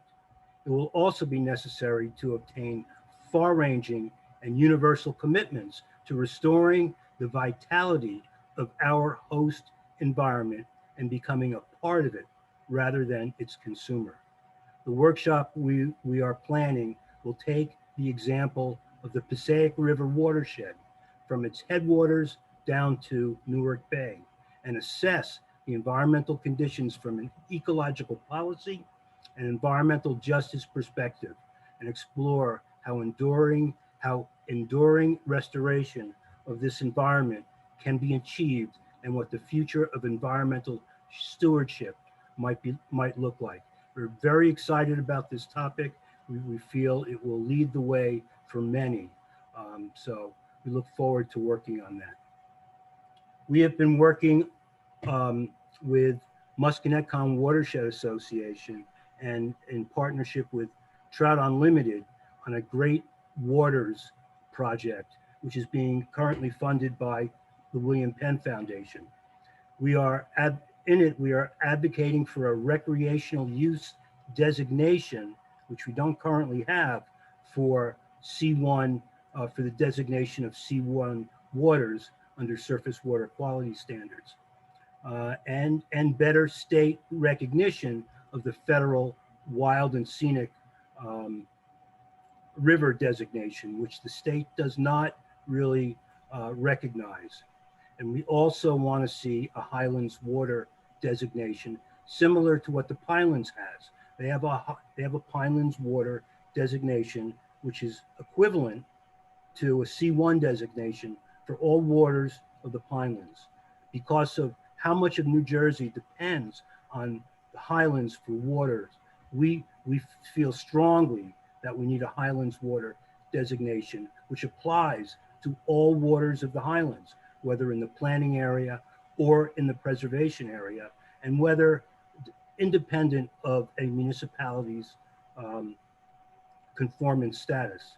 And we are doing education and outreach. We're creating an interactive website, and we're trying to get municipal support and create in-water experiences throughout the Delaware watershed in Northwest New Jersey as a means to get this recognition.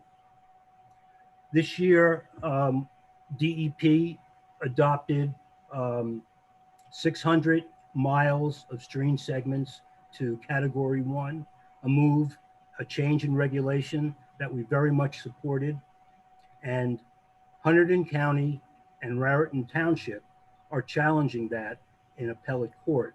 And we are very quick to criticize DEP when they do what we feel is the wrong thing. So we are going to be supporting DEP's upgrade and filing an amicus in court in support of those upgrades. And we'll be reaching out to other organizations to support us and DEP in that regard. So this year, and some continuing from past years, we have been opposing several large developments that are in various states of permitting right now. And this includes Millie's Court in Sussex County and the Haberman proposal in Hampton Borough in Hunterdon County, and the Tobias Warehouse in Franklin Borough in Franklin Township in Warren County, and the Jandal Warehouse in White Township in Warren County. And what we noticed was that all four of these could not possibly have been permitted except for the regulations that were weakened under Governor Christie's term. And we remembered that during Governor Murphy's transition team analysis and recommendations, a #1 environmental policy initiative that they recommended for the administration was to reverse the Christie era rollbacks.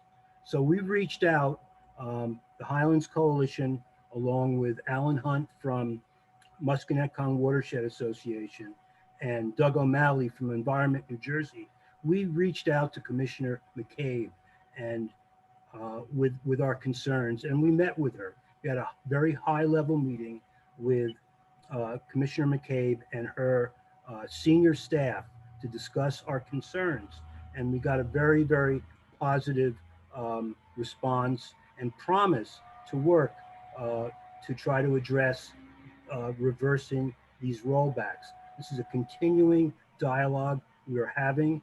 There have been some changes at DEP. Some people have been made assistant and assistant commissioners, some very good people and the right people. And we are working closely with them to see if we can accomplish this. And we've also have tried to have the Highlands Council, along with DEP, return to the method of doing a consistency determination for major permit decisions in the Highlands planning area. Formerly, before Governor Christie, there was a policy by policy. All the policies of the regional master plan were considered, and whether a project proposed was consistent with these policies or not. There was a checklist that they had. And under Governor Christie, they got rid of any reference to the regional master plan in these consistency determinations. And in the planning area in non-conforming municipalities. Non-conforming municipalities will be treated just like the rest of the state. And we felt that the Highlands Council should go ahead and make a recommendation based on policies of the regional master plan, regardless of a municipality's conformance status. And that would be under the advice of that the DEP would take that, and then it's up to them whether or not to approve the permit, but at least they would understand what was at stake and what Highlands resources were in danger of being lost. And to this day, in DEP's Highlands rules, there is a provision that states that for the planning area, when consistent with its statutory and regulatory authority, DEP shall not issue any approval, authorization, or permit that the department determines in consultation with the Highlands Council to be incompatible with the resource protection goals of the regional master plan. When we met with the Highlands Council and DEP on this specific topic, they would not return to the former way, the more comprehensive policy match for consistency determinations. But we feel that through revisiting the rules that were rolled back during the Christie administration, such as wetlands rules, water quality management planning rules, flood hazard area rules, that we can accomplish the same thing through policy changes and regulatory changes. So we haven't given up on this. We are continuing our advocacy for Highlands planning area conformance, and we're very glad that Lisa Plevin has made that a major effort of the Highlands Council, as under Christie, that was the last thing they wanted to see were planning area municipalities conform. And we had a very, very strong win working with our advocates in Parsippany. Parsippany has the greatest population of any municipality in the Highlands, and they're entirely in the planning area, and that they've reversed, that they've gotten back onto conformance. We're very, very proud of that, and we work very hard to see that happen. We're continuing our advocacy for stormwater utilities as a way to address the last major continuing pollution of our waterways, which is stormwater, non-point pollution. And we feel that stormwater utility which legislation was passed last year, allowing that, is the most equitable way to finally deal with stormwater with effective strategies to collect funds to implement green infrastructure projects. Unfortunately, particularly in the Highlands, legislators are very much against it. They call it a rain tax, and we feel that is a very misguided way of looking at dealing with a entrenched problem that is haunting us and affecting our economy in very significant ways with our major recreational lakes. This year, I'm glad that the complaint filed by West Milford to the Council on Local Mandates was withdrawn. The Council on Local Mandates is a authority in New Jersey that has the ability to erase any regulation that is a state mandate that costs money to implement, but there is not funding provided by the state for that implementation. And a ruling by the Council on Local Mandates on a complaint filed by a municipality that a state regulation is an unfunded mandate could completely wipe out that regulation. And there is no appeal. And West Milford had filed an appeal or a complaint that the Highlands Act was an unfunded mandate. And if that went forward, that could have had devastating, we couldn't imagine the consequences. But fortunately, West Milford withdrew their complaint, and that's not moving forward. We are, Lisa Plevin mentioned this, the governor has reinvigorated the State Planning Council, and they finally have agreed to something that should have been done 14 years ago, and that is endorse State Planning Commission endorsing the Highlands Regional Master Plan. And they've agreed to go through with that endorsement process, and that will allow cooperation between the Highlands Council and the State Planning Commission to work together. And part of that understanding will be that any municipality that conforms its planning area to the regional master plan would be the equivalent of state plan endorsement, and all the benefits that come along with that would apply. So these are incentives for municipalities to conform, and it's just another carrot for municipalities, and the state recognition of the Highlands Council authority in the Highlands. We never really had that understanding completely laid out. So we're glad to see that move forward, and we support it. We've been reaching out to Newark groups, and fortunately, our funders are recognizing how important that is, because we have a very a rarely understood but very important common goal with people who live in the urban areas of northern New Jersey. And that is, if we continue to focus on converting our forested lands to development, we will fail at redeveloping our cities and making our cities the vital, viable, and affordable places they need to be. So we are going to be hosting on October 20th at 9:30 a.m.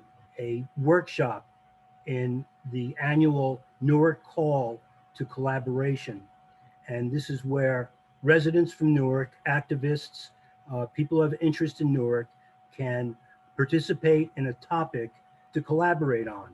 And we have proposed a topic, and that is that Newark owns 35,000 acres of the highest ecological value forest in New Jersey, more than twice the area of the city of Newark, which buffers the city's 5 water supply reservoirs. How can Newark best leverage the forest's sustaining values of water resource production and protection, accessible recreation, climate resiliency, and its vast reserve of biodiversity to improve the quality of life in the city of Newark?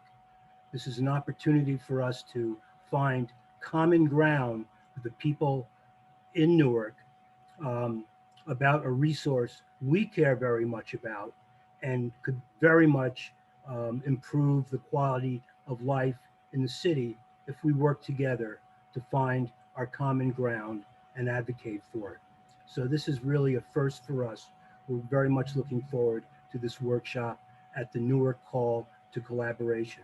And I have to thank my colleague Lauren Swern, who's put us in contact with some very interesting Newark groups, such as, or groups who are working in Newark, such as CoLabs, which funds arts project, and United Parks for One, and others to find ways that we can collaborate together. So that's a wrap up of what we've been focusing on for the past year and we'll be working on for the coming year. And we're continuing to be very busy. So we can just take maybe 1 or 2 questions because we are rapidly running out of time and all the fun stuff is yet to come. So Elliot, well, there's a comment here about from Chief Mann about underserved resources, including cultural heritage sites, particularly found on the Jandal site, which is one of the warehouse sites in White Township, which had a collection of Native American artifacts that was sold to the University of Illinois for $1 million. The areas like this need to be protected. Well, I'm very glad to address that, Julia, because we heard that the parcels that are that there is this warehouse, this huge warehouse proposed, was a former rock shelter and has just immense amount of archaeological resources that are there and have been taken out of there. I hear some of them have ended up at the State Museum, the New Jersey State Museum. I wasn't aware that they were sold out of state. But we have begun a discussion with the New Jersey Historic Preservation Office about this, and they want to investigate. And I think we are starting a dialogue that may lead to greater awareness and perhaps better protection of this site. And we're certainly interested in other sites in the Highlands. Elliot, thank you very much. I'm sure people had no clue about the broad range of all the issues that you work on. And that's before he starts working on making videos and doing all of our communications work and the work that he does with our member organizations as well. So Elliot's a very busy guy who I need to cut into about 20 pieces and sort of grow. So thank you, Elliot, very much. I'm going to introduce George Stafford, who is going to present the first 2 of our Wilma Thrive Volunteer Awards. These awards are given in honor of Wilma, who is with us by phone, which is about as technical as Wilma gets. About 1.5 years, I've been working with Teresa Bender and Tom Badowski up on this massive White Township program. I like to call them now the TD, that they share initials, to the second power, and they're the leading lights of the Citizens for Sustainable Development, who they've been fighting with the Jandal people for about 18 months, going on 2 years. And this is an absolutely absurd program that they've got. They've got a bunch of cohorts up there that they've gone. They've had any number of very impressive outreach to the public. They would, what was it, $4,000 they reached on a coin toss? That's a lot of coins. But Teresa is the driving heart and soul of this outfit. Tom is an engineer and a planner, and it's just great fun back in the days when we could have public meetings to watch him make the hired guns from Jandal just squirm. And he did it a number of times. So this is a nefarious plan by the Jandals. They're infamous, I should say, real estate speculators from Pennsylvania. And these two and all their pals in that large organization and all the support they have out there are giving these guys what they need to do. So the Highlands Coalition wants to honor them with the Wilma Fry Volunteer Award. And they're doing a great job, and they're great people, and they lead a great bunch. So congratulations to them. So I don't know if Teresa or Tom, either of you want to say anything quickly? I've had the privilege of working with Teresa for, as you said, like 18 months. I think it's been mentioned that she's the soul of our organization, and we play good cop, bad cop all the time. No Teresa prizes is, for guessing who's which. yeah, Teresa is likable. I'm not. Teresa is running for freeholder. I'm not. Teresa is going to be elected freeholder because she's likable. I'm not. And I will miss her immensely when she can no longer serve as our president. We're in this fight for the long run, and I certainly appreciate the help that the Highlands Coalition has been giving us, moral support and technical support when needed. So thank you very much, and certainly thank you, Teresa. Well, thank you, Tom. That was truly unexpected. But I also want to say thank you to Julia and George. It's truly an honor to be recognized here today by such an accomplished organization as the Highlands Coalition. Like George said, we've been working with the Highlands Coalition, I say nearly 2 years. It seems like 30 years at this point, especially through the pandemic. But needless to say, it has been amazing. We have been able to make some great strides. We've created a dynamic and active network of very talented community members. And we really have been working together to protect the future of Warren County and our communities. We've also been able to create awareness on this issue with our elected officials at the local, county, and state, even the federal level. We've had conversations with Congressman Gottheimer about this issue. So we have really opened the lines of communication, and we wouldn't have been able to do it without Julia and George at our side. So thank you. Thank you very much. And we look forward to moving on with this goal and making some real progress. And Elliot too, like, you've been phenomenal behind the scenes and doing the cultural and DEP research for us. So thank you. Well, I have to congratulate both of you. You really, truly deserve to receive this award, as does one other person that we are giving this award to today.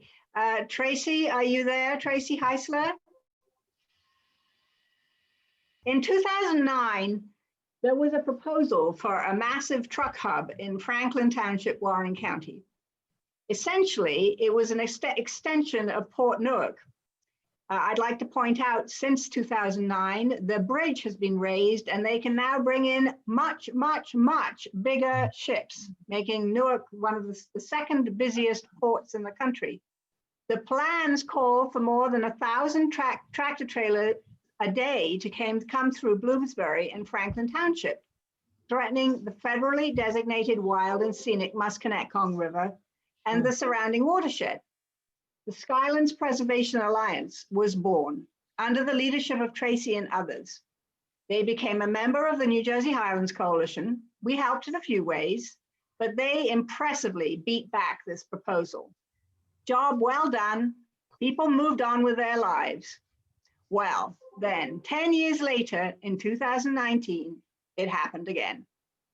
This time, it's a proposed 1 million+ square feet of warehouse with daily traffic from 300 employees and numerous tractor trailers to be located onto the Tobias farm across from the Musconetcong River. Like the first, this project too would negatively impact Bloomsbury and Franklin Township with increased traffic, increased emissions, toxic runoff into the river, and industrialization of farmland. Like the first, this too was welcomed by local political leadership, but opposed by residents. And so again, under Tracy's very effective leadership, they are organizing. They've hired attorneys and experts and are fully engaged in working to protect their environment and their way of life and to protect the Highlands. We know it's still early days to know if the Skylands Preservation Alliance succeeds again, but without Tracy Heisler, I am confident that in saying that they would be far less likely to secure the results they seek, which is a defeat. A defeat of this proposal. We all need to know we are appreciated sometimes. And this sometimes is a pretty thankless thing to do, as everybody who runs a grassroots organization knows.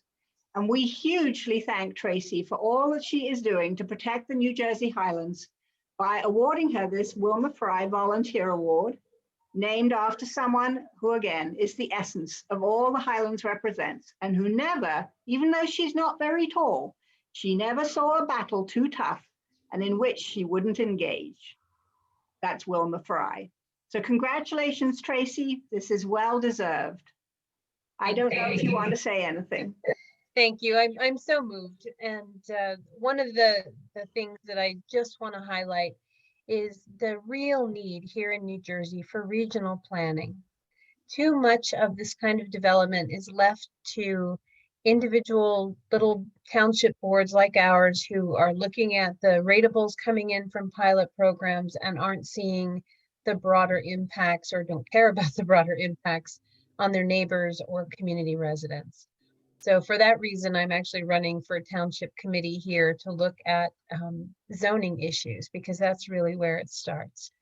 So thank you so much to everyone for all that you're doing to protect our environment, to address things like climate change, to keep New Jersey a viable, safe, clean place to live. Thank you.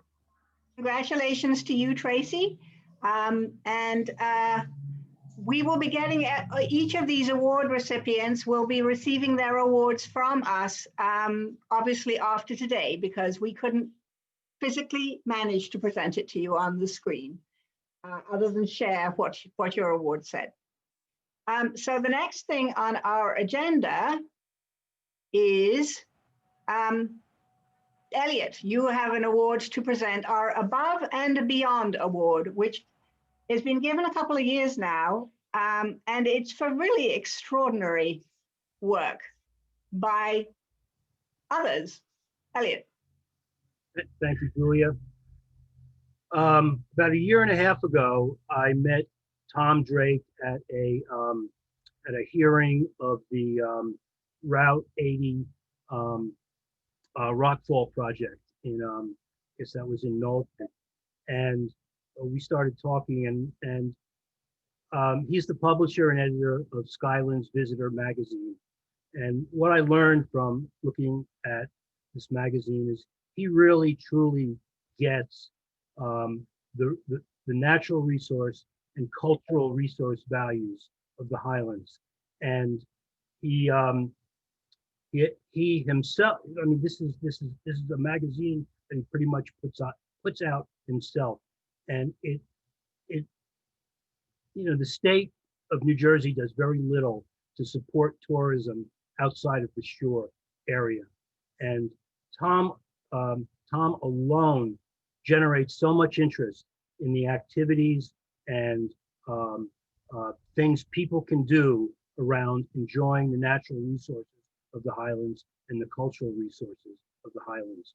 And in a couple issues ago, he published a essay of mine called Core Values about the Highlands. And he edited it into a much better essay than what I had submitted to him.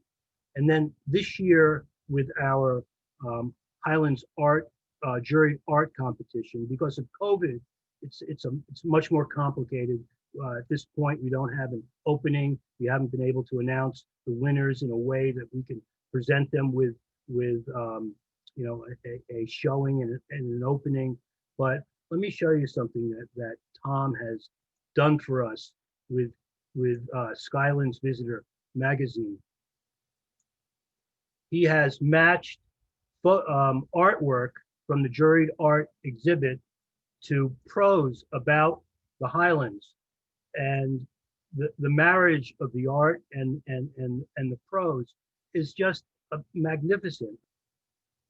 And it has really, it's just wonderful art and discussion about the Highlands for all of New Jersey and the surrounding areas to appreciate.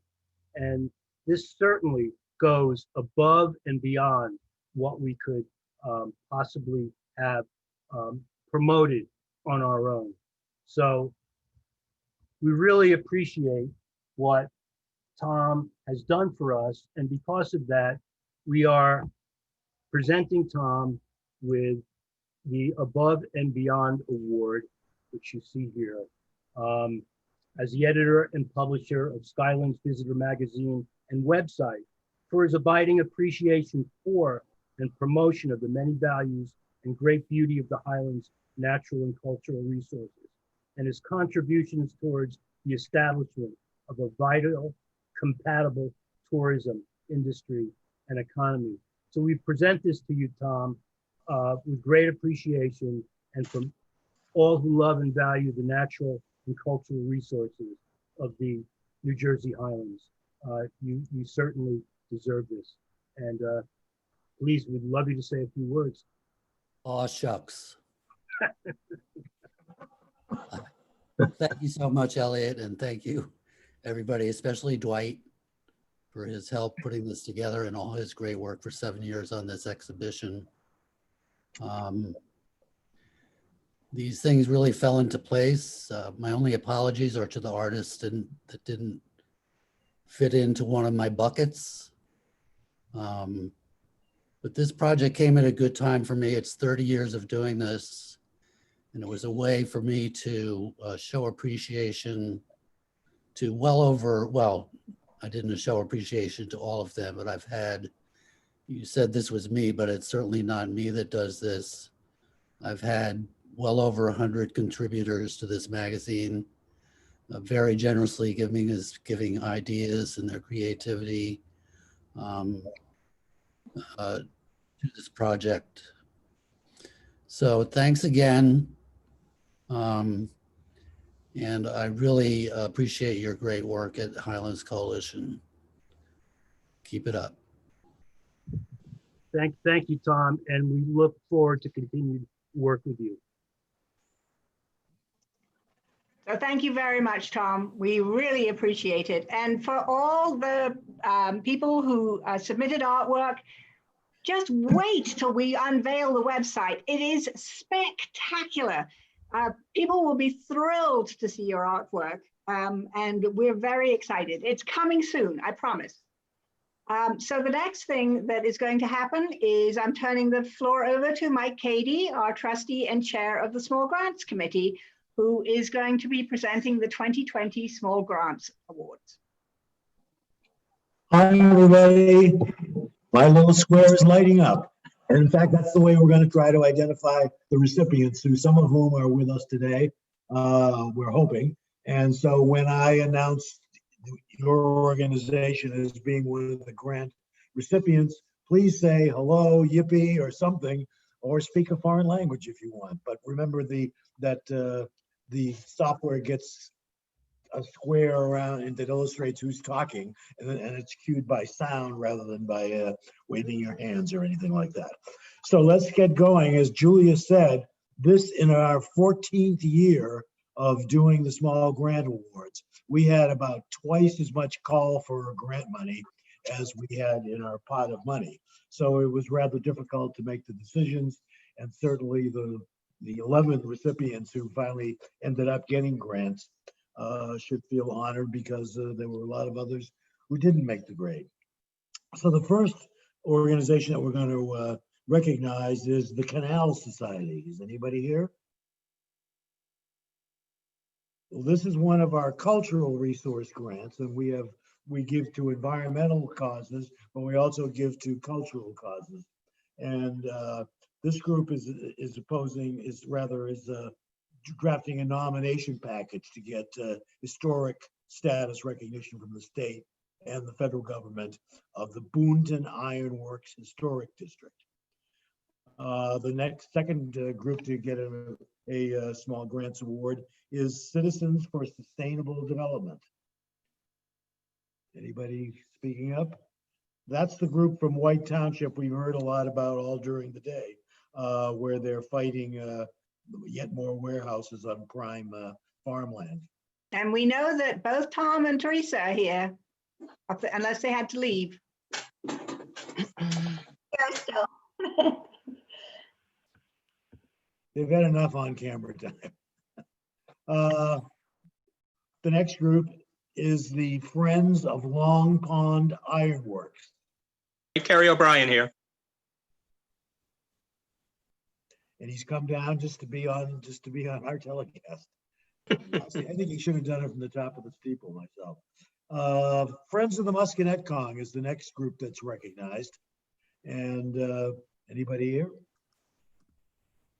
They're opposing a water quality amendment that would allow sewer service to a large development that would steal some farm fields, and also for good measure be built on karst limestone next to the Musconette Kong River.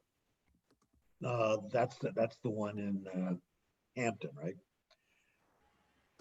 Friends of Sparta Mountain is the next group. Yes, hello. Oh, hi, Sylvia. Hi. They're continuing their campaign to reform the DEP's view. We've already heard a good deal about this today of what logging means, et cetera. And certainly Sylvia's single-handedly done a great deal to advance a more enlightened view of what logging should be. And just to rub it into the folks that they're trying to reach, they're going to place some billboards where Governor Murphy on his drive to work will see his, and another one that the DEP staff will see in Trenton itself. The next winning group is the Highlands Nature Friends. This Hi. is another. I think Karen and I are both here. I'm Ann Seebecker. I'm the director, and Karen Ahmed is also on the call, and she is our board vice president and treasurer. Karen, are you there? But I did see her here earlier. So. She's here. I saw her here. So we thank you very much for supporting us again. We are working hard to continue to restore all the historic buildings here. And the grant that y'all were kind enough to award us is going for our farmhouse renovation. We are hopefully very soon starting the roof project. And it's from the 1800s, we think 1860s. It was the original Kerrigan farmhouse.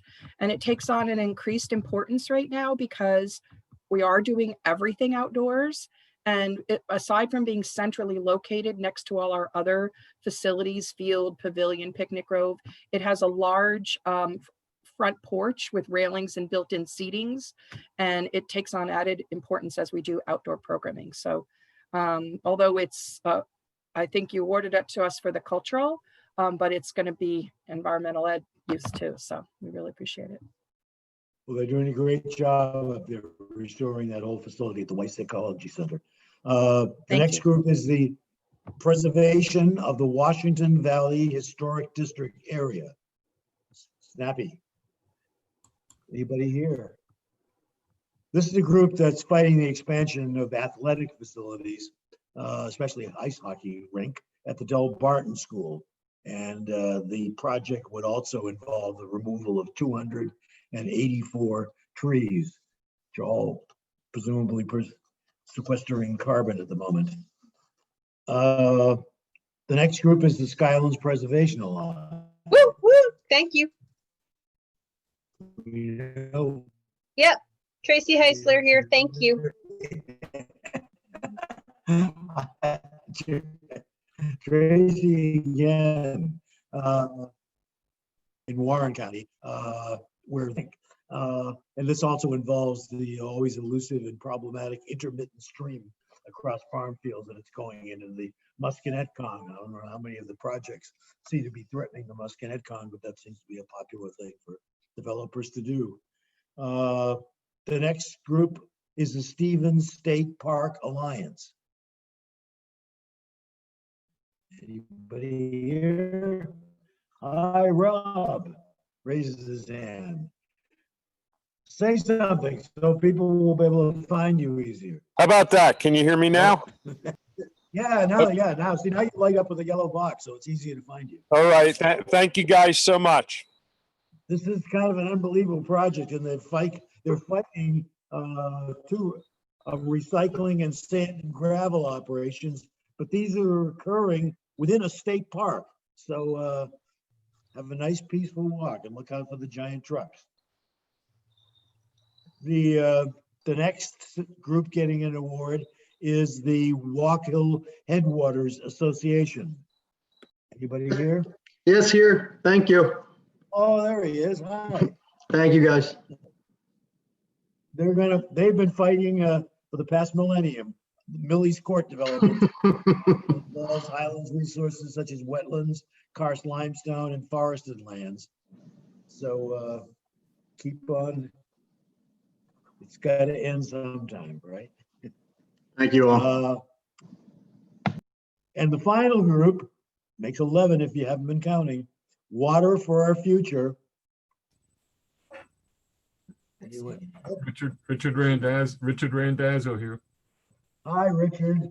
They're pushing West Milford to amend their water quality and quantity ordinance by engaging a hydrogeologist and legal counsel. So that's all 11, a nice split between environmental and cultural.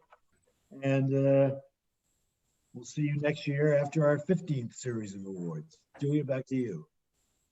Thank you very much indeed. The Small Grants Committee, they get very passionate about, we have very interesting discussions about how they're going to award the money and try and make a little bit go a very long way and get the most value out of it for the Highlands and for the organizations that need help. So the next thing we're going to do, I'm turning the floor over to Sandy. Okay, thank you. Yes, we're going to have election of the Board of Trustees and their officers. So we will, I'll just read off the names. If you have downloaded an agenda, it is on the second page, but in case you haven't, I'll read the names. For the first 3-year term, that first time that they will be serving is Chief Mann, who you heard from when he opened our meeting today, and Dr. Sarah Webb, Professor Emeritus of Drew University. And then we have others who are being elected to their second 3-year term. By our bylaws, trustees can serve for 2 3-year terms. And for the second 3-year terms, we have returning George Casa, Steve Galpin, Marion Harris, Cindy McGonigal, and John Thonay. So those are our trustees. Should we vote on them, or should we have it one big slate with the officers too? It's up to you. Okay, well, let's just move right along and then we'll do everything. So for officers, for president, Mark Lobauer, for first vice president, Jean Rich, David Budd as treasurer, and Steve Galpin as secretary. So that is our slate. Do we need to have an actual, I guess we do by the bylaws, have a motion to adopt the slate or accept the slate? I think that would be a good idea. Thank you, John. You're welcome. And a second? Second. Bye, Katie. Thank you. Okay, great. Any additions to the slate, or if not, we can say all in favor? Aye. Aye. Aye. Anyone opposed? Good. Congratulations and thank you to all the trustees and the officers who are willing to serve. It's a really great group of people we've just elected. And we do want to thank Michael Henderson, who is stepping down from the board because of he has reached his the second term, and as I mentioned, by the bylaws, we have term limits. So we will be missing him, but he will be stepping off the board, at least for the moment. We also have to elect, by our bylaws, any new member organizations who have joined the Highlands since the Highlands Coalition since the last meeting.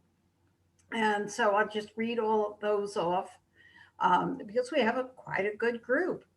Boonton Trails Committee, Highlands Glacial Lakes, Hawthorne Park Club, Concerned Citizens of Chester Township, Friends of Greendale Ecological Preserve, Go Morris Plains, or GO Morris Plains, Friends of Huber Pond, Whippany River Watershed Action Committee, Preservation of the Washington Valley Historic District Area, Friends of Long Pond Ironworks, Invertace Brewing Company, and the Trust for Public Land.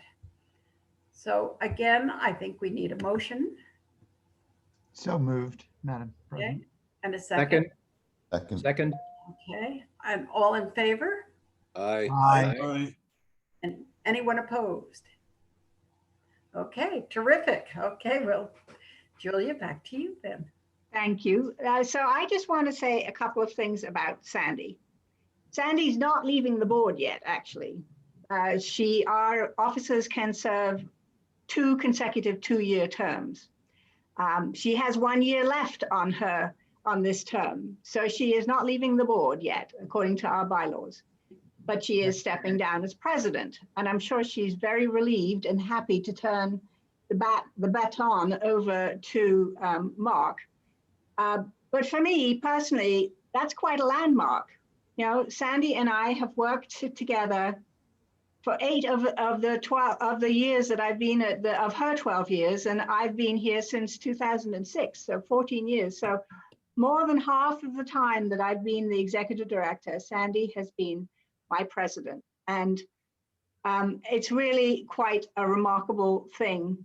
Sandy was twice nominated to perform this duty by Candy Ashman. You know, see how Candy's influence on everybody continues. Well, when Candy told you to do something, you sucked it up and you did it, you know, so we all do, we all did. So thank you, Sandy. She didn't have to do that, but she has been a marvelous president, always thoughtful, always supportive, always having time to listen, never stepping in unless needed or wise counsel was warranted. I cannot thank you enough, Sandy. And I'm so glad that you have another year to serve on our board. before another much-deserved break from service as a trustee. We are all deeply grateful for your kind and experienced guidance. Today, the coalition is in good shape, and you have been a very important part of that. We have created the Sandy Fund in Sandy's honor to support us when there are special issues the board thinks need additional financial help. You'll be hearing more about this fund from us later on, not today, but we hope that you will join us in recognizing Sandy's extraordinary influence on the work of the coalition and on protecting the Highlands, and support the Sandy Fund. Thank you very much, Sandy. Thank you, Sandy. I also want to recognize Michael as well, who has been a trustee of the New Jersey Highlands Coalition for 2 full terms, despite having moved with his partner to live and work in Pittsburgh. He continues to serve as a trustee of the Morris County Trust for Historic Preservation, so his connection to the New Jersey Highlands has not been broken. As a former superintendent of the Morristown National Historical Park, Michael's knowledge and familiarity with the historic and cultural resources issues of our region are deep and well informed. In fact, if you've ever had the pleasure to meet Michael, I think he is about as close as you can get to a genius that I know. I mean, there's nothing that Michael doesn't know. Anyway, and his willingness to provide guidance and share advice to the coalition on so many issues has always been deeply appreciated by us here. Michael will be greatly missed as a trustee and a local friend, and we wish him well. And we hope to see him back soon. So, believe it or not, you have all made it through the 2020 annual meeting of the New Jersey Highlands Coalition. And I want to thank you very much. And I want to really thank and welcome our new officers, particularly Mark. You're a brave man. Thank you very much for agreeing to become our president. And thank you, Alexandria. I did say you should do that. So I would like you to meet Alexandria Sun, who is the new AmeriCorps ambassador. You have to tell us a little bit more about yourself, Alexandria. Yes, hi everyone. I am overwhelmed by the amount of knowledge that my brain has just absorbed. But you can call me Sunny. I will forward my email. I will put my email in the group chat, but I'm this year's AmeriCorps ambassador for the New Jersey Watershed Ambassadors Program. So I'm the ambassador for Watershed Management Area 3, which is the Pompton, Pequannock, Wanacue, and Ramapo River watershed area.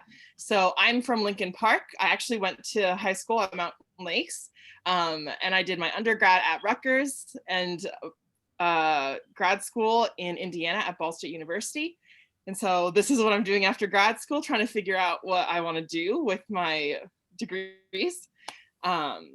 But yeah, so AmeriCorps ambassadors are a free resource to all community members who may want to get more involved in stewardship for their watershed. So we provide free programming for school groups, Girl Scouts, Boy Scouts, any community groups, religious or otherwise, who may want to do something like a cleanup in a local park that they spend a lot of time in.